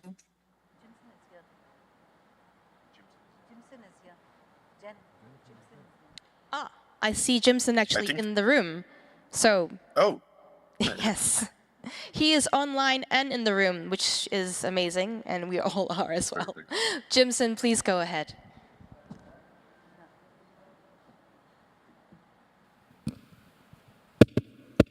Okay. Good evening, everybody. I think it's still afternoon. And I want to first and foremost say I'm Jimson Olufuye, the chair of the Advisory Council of Africa ICT Alliance. I'm a private sector person, and I run a private sector concern organization. I want to commend the MAG. The MAG have been doing fantastic work. We really appreciate all your work, all your effort across the world. We appreciate you very much. And Jennifer in particular, your work in IGF SA, we appreciate it for the global community. I have two questions. The first one is connected with what you mentioned about the Net Mundia multi-stakeholder guidelines. I want to ask the panel, how many of us have been using these guidelines? Because I believe it has the capacity to ensure that every stakeholder concern is brought to the table. And when we have all stakeholders on the table, we can easily tackle all our societal challenges together, because there will be ownership. Then secondly, you also talk about the Global Digital Compact. There are two outcomes of the WSIS 2005 Tunis agenda. The first one is the IGF, which has been very, very successful, and we appreciate all the effort. But the second one, which has to do with enhanced cooperation on public policy matters pertaining to the internet, that gives opportunity to government to be able to at least govern internet policy issues. The same room, be in the same room with the stakeholder. So that's the twin part, enhanced cooperation, was only just came to fruition since 2005, just September last year, when the global community, the world leaders agreed to the Pact for the Future, wherein we have the Global Data Compact. Excellent. So now going forward, the question is, from your experiences across the continent, what do you think about how we will proceed to implement the Global Digital Compact in our respective regions and countries? Should it be integrated into IGF because IGF has been successful, or should we create another stream of engagement for that? Thank you very much. Thank you, Jimson. I'll allow my panelists to give it a little bit of thought. I'll go straight actually to our French intervention, I believe online. So I'll go to Pedro first, and then we can go back to the panelists. Thanks. We have two questions in the chat as well, but we will leave that for after Nina make her contribution. So Nina, thank you. Can everyone hear me? Yes. Great. I will speak in French. So I'm giving half a second for people to grab their headsets. Bonjour, je m'appelle Nina, je viens de l'Internet. Je suis à Abidjan, en Côte d'Ivoire. Je souhaite appeler notre attention sur la durabilité du secrétariat des forums des IGF à nos niveaux. c'est-à-dire, dans un tel pays, on est d'accord pour l'approche multiple acteurs. Mais au bout de 2 ans, on est fatigué. Et quand on a ce problème, on voit que le secrétariat part peut-être de chez le gouvernement à la société civile, au secteur privé, et ça donne un peu de cacophonie. Alors, puisque nous sommes ici au sein de NRI, ça sera bien de partager l'expérience que nous avons en matière du secrétariat de forums au niveau de nos initiatives régionales et nationales. Je le dis parce que je suis en Afrique de l'Ouest. Nous avons des expériences où pour recevoir les subventions de l'extérieur, cela ne peut pas aller dans le coffre d'un gouvernement. Donc, on nous conseille d'avoir un secrétariat à part entière.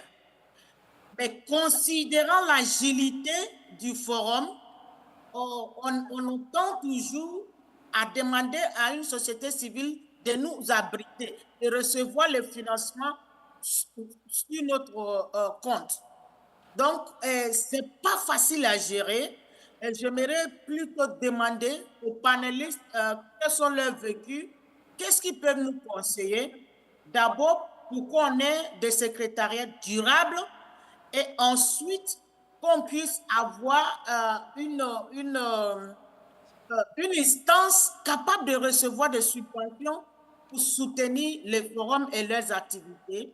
C'est dans le cadre des permanences, des compétences et des capacités des secrétariats et par ricochet les forums eux-mêmes. Merci beaucoup.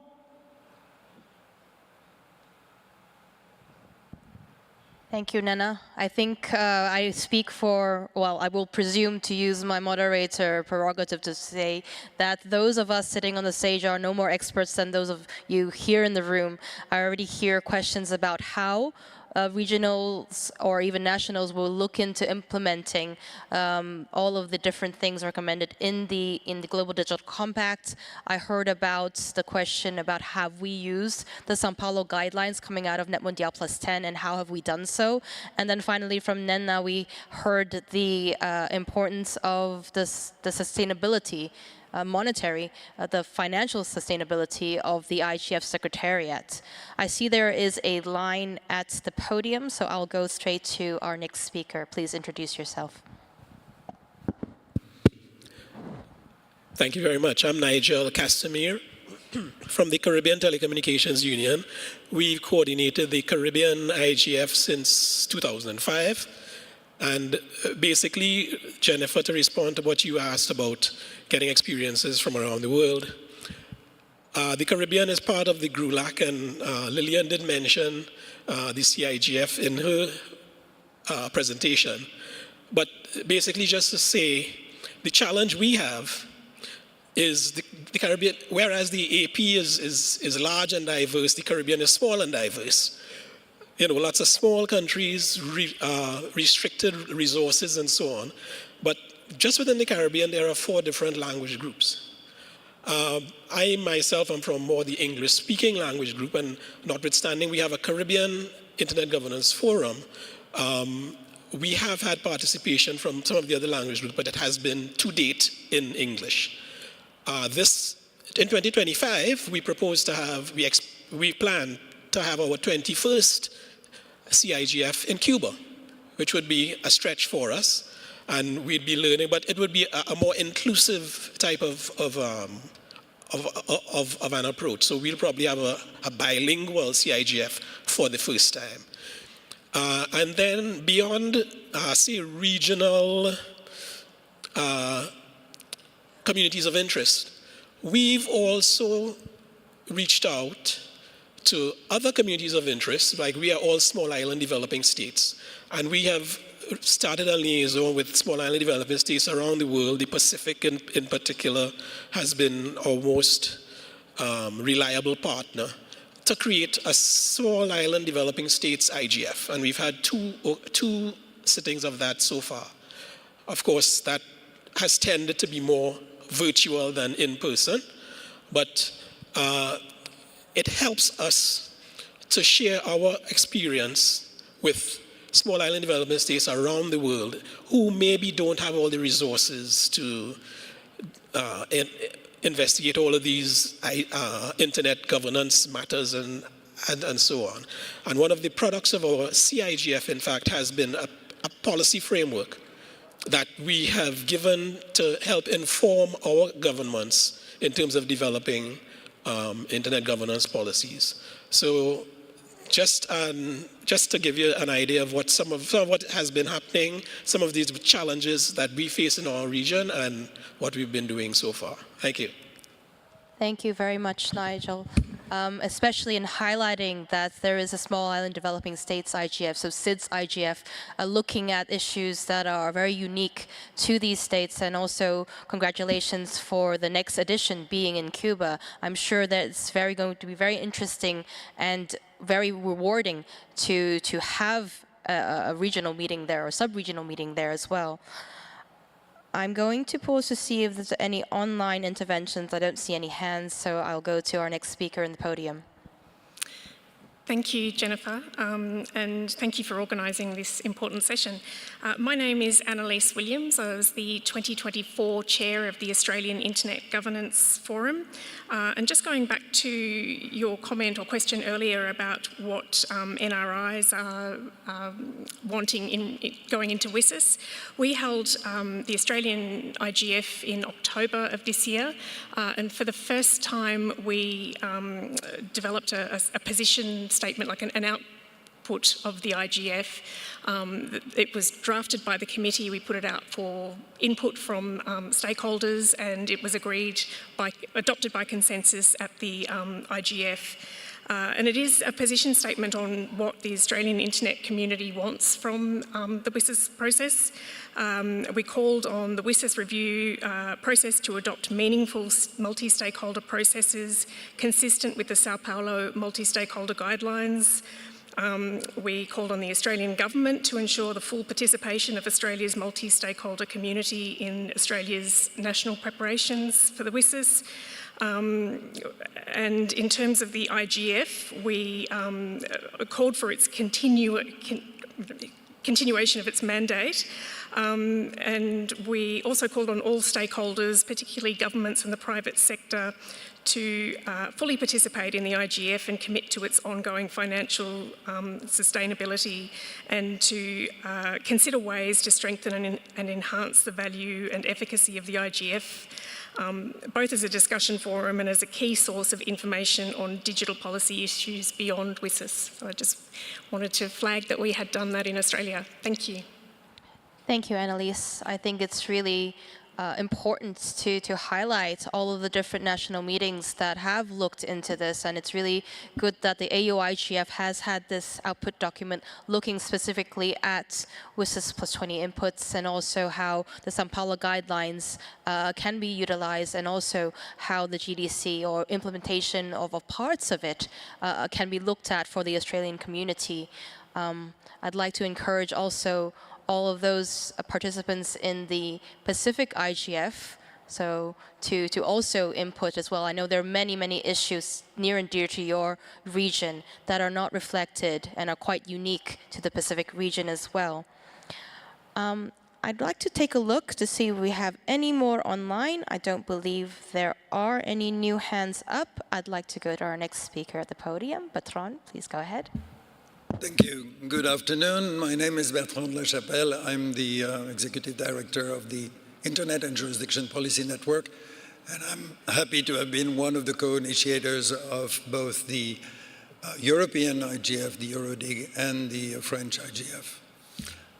One, I find fascinating that from the bottom up, the IGF has transformed into what is today a network of IGF. And so the annual global IGF is actually the global gathering of the network of IGFs. And we should flip the thinking and not see the IGF as proliferating at national level, but we should consider that the global meeting is the moment where the input coming from the IGFs at the national and regional level can be clustered and analyzed together so that, like a respiration, it goes back to them afterwards.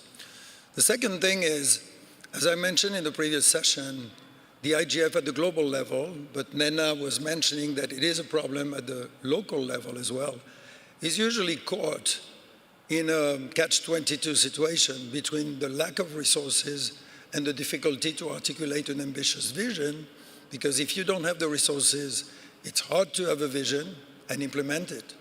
But if you don't have the vision, you cannot muster the resources. And in that regard, as Charles was mentioning, I want to give credit to, in many parts of the world, the local country code level domain, CCTLD operators, who have been instrumental, not the only actors, but instrumental sometimes in providing not only financial, but logistical, and in large part substantial support to the local IGFs. And I would like just to put on the table the fact that, as ICANN is basically the global tax collector for the management of the domain name system and the global public resource, the more it can do to support the global IGF, the better. But the final point I want to make is, and I'm glad to have the opportunity to do it here, is that there's one topic that we will all have to address next year, which is what is the expanded, renewed, but also revised mandate of the global IGF, and what is its further institutionalization. And for that, I suggest, and I would be happy to have the feedback from people on the panel if they're willing, I think having an engagement of the NRIs in a consultation during 2025 on what do they think should be the process to move beyond the question of reconduction or not, but to address really the question of what is the next institutional step for the IGF would be an amazing approach. And I would be really looking forward to seeing what the local and regional IGFs have to contribute to this discussion. Thank you, Bertrand. I'll pause very quickly to see if there's any 2 reactions from the panels from all the questions we've heard so far. Yes, thank you.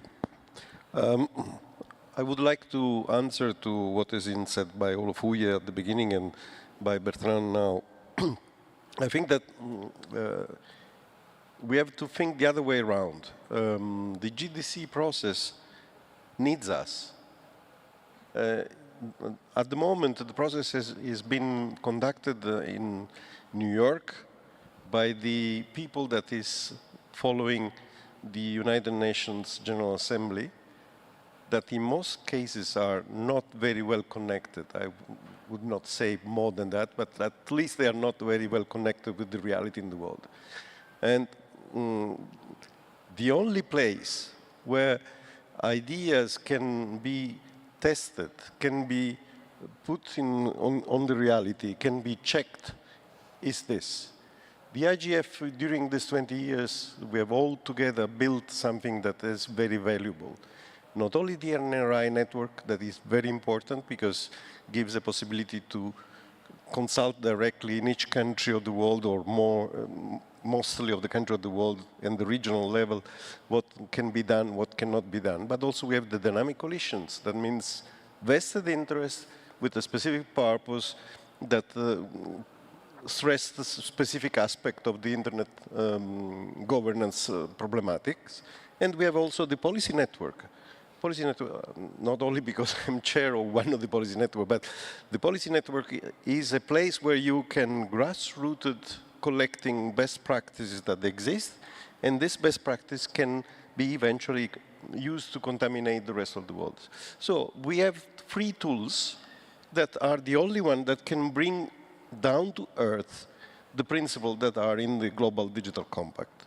If this will not happen, then will be another negotiation in New York about international treaties that are trying to regulate something. You remember Gulliver Travels? the people that were up in the world, in the sky, and they were not seeing the Earth, and they were deciding for the Earth. They need us. We need this. We have just simple to remember them. Thank you. Thank you, Giacomo. I think Amrita had a very quick response as well, and then we'll go to Pedro online. Thank you so much, Jen. Jimson, just to respond to your point, while I don't have your entire answer, is perhaps you could refer to a document which the MAG IGF working group on strategy has prepared as a vision document of what the IGF can do to support the various processes, like, for example, be an effective coordination space for different follow-ups on digital policies. The policy network on AI is already having a lot of discussions, so it could be further enhanced. So not only for Jimson, the others also could look at this document, which talks about what the IGF could do and how it can strengthen and how it can help. That anyone can look at, and it's available in the IGF website. Thank you, Amrita, for stressing that publication, very recent publication of the working group on strategies document. I'd like to go to Pedro, who has some interventions from online. Thanks, Jennifer. We have two questions and one comment that were made through the chat. The first one is from Julian Casabuenos from Colombia IGF. He is asking, what recommendations will you highlight from your local experience to bring the results of your discussion to governments and decision makers? We also have a question from the IGF Ghana Hub. What strategies can NRIs use to involve underrepresented groups such as women, youth, and marginalized communities in digital government? Then we have comments by Wisdom Donkor. He says, to resolve the capacity issues of the IGF Secretariat, the party should focus on increasing financial resources through diversified funding and grants, enhancing staffing via recruitment and secondments, and strengthening operational capacity by upgrading infrastructure and outsourcing non-core functions. Staff capacity can be improved through training and knowledge-sharing programs, while community involvement can be boosted by leveraging volunteers, interns, and partnerships. Streamlined governance, stakeholder feedback mechanisms, and advocacy efforts to promote the IGF's mission are essential to secure broader support and ensure the Secretariat can make its growing demands effective. Then we have another two comments, but we will leave that after the on-site participations. Thank you, Pedro. I think I do see a hand online, if we can actually get to the vocal intervention. If you can unmute our participant who has their hand up online. I will ask Tech to unmute, but it takes a few seconds. I think we can get on-site participation while this is happening.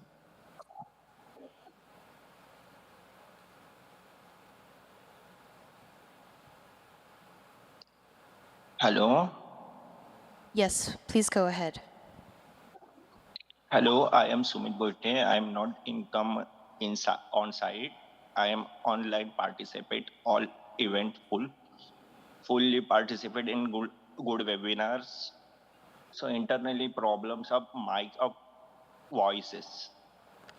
So I am only events participate text and necessary event to participate in mention create event STD and GDC. But he have now admin support not body in today.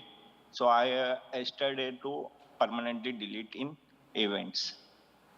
But I have to achieve to I am create CRI and I can register in members in UN and fields. So participate on good debates and unlikely is involvement much enter the room is unlikely they favor in text. So I not participate in full line, but I good remark to all events and debates. Thank you all to introduce to myself. Myself Sumit Boite, I am UN and UO Iran membership but I like to sport. Thank you. Thank you very much. And I think we'll now turn back to the participants on the floor. I do see that there is a line. Our next speaker, please.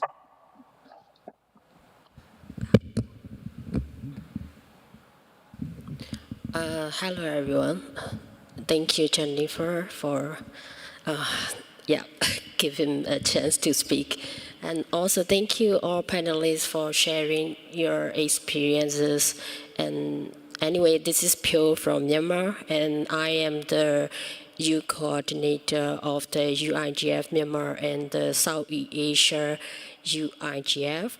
I would like to share my experience why we are trying to foster the collaboration and trying to sustain the U initiative during this year. Firstly, it has been challenging a lot to us at the local level to foster the collaboration because of our current situation, and even it is difficult to invite those who are from the government stakeholder, as we have difficult to define. We have a challenge to define the government stakeholder in this state. But so far as a YGF Myanmar, we mostly focusing on the capacity building and also trying to get more input from the different regions and states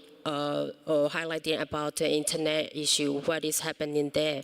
That was, even though all of we started our U initiative with the 11 organizing committee member. It is getting like, it's likely to be many young people have their own challenges, like fulfilling the basic need and continuing their education, because most of us kinds of a student, and only few people of the young professionals. So we are facing a challenge, and even within the team to collaborate and finding resources and also sharing the time among us to make this happen yearly. It has been always a challenge to coordinate the monthly meeting and also finding the funding resources. And even though we are the UN recognized initiative, it's still having a challenge to find the funding resource, as we are not registered under any any title at local. And also, when we try to initiate like a sub-regional U initiative, the purpose is very clear that we already have Asia Pacific YGF. We wanted to put more concrete input and feed into related to the internet cases and issues what are happening at the sub-regional level as well. For that purpose, we try to gather the organizing committee member, and this year we could make and establish very first and foremost South Asia YGF Forum. Luckily, with the support of the United Nations IGF Secretariat and also South Asia IGF Secretariat, as well as other supporters like IGF SA, we could smoothly organize our very first and foremost sub-regional UIGF forum this year. But so far, they are still having the challenge like for fostering the collaboration among the U community in the South Asia region, because maybe because of this is our very first year, and we need to think about what would be the best way to approach the other country like the Malaysia, Laos, and also Vietnam to invite you committee member on board in our committee, and that would be great if someone who are from this country also attending at the UN IGF right now. We will be happy to talk more about our collaboration for next year. Thank you. Thank you, Pio, for bringing to light how difficult it is for many in many different parts of the world to even meet, to be able to discuss these issues. Thank you for also highlighting that Youth IGF in Myanmar is still very vibrant and they have their meetings. And congratulations to the Southeast Asian Youth IGF for their initial meeting. I think both Jimson and several others, including Pio, has mentioned the IGF Support Association, which allows for some seed funding to give to initiatives just starting out, to be able to meet, to be able to have platforms to meet. I am going to go to the next person in the floor, our next speaker, and then I will go to Pedro online. Please go ahead. Thank you so much, the panelists, for your talk. And my name is Naza, Dr. Naza Nicholas Kirama from the Tanzania IGF. And I would like to make a few interventions. Number one is that the NRIs is a grassroots part of the global IGF. And we are making a lot of progress in terms of organizing, bringing the all stakeholders together to not only do policy dialogue, but also to engage in some critical actions that we need to do as use cases. And I would like to invite every single NRI that is present to start engaging the NRI network in collaborative projects that can highlight our work in terms of policy and actions that we need to do at the grassroots level. That will be my intervention, number one. Number two, it's not easy sometimes to bring all the key multi-stakeholder together. I'll give an example of Tanzania, where I come from. It has been taking a while to, to bring all the key multi-stakeholders in terms of actually having the critical discussion on the issues of infrastructure, digital services, and so on and so forth. We don't have to be discouraged when at times we reach out to stakeholders and they don't come on board.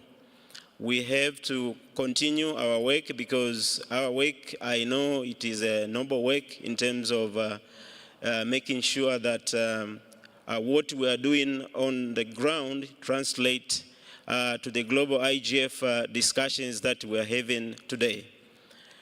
Number three, I would like to give an example of the progresses that we are doing in Tanzania as NRI. We are taking several initiatives as Tanzania IGF. Number one is we are working with government of Tanzania and other multi-stakeholder within our space to form various working groups that are necessary to continue the progress that we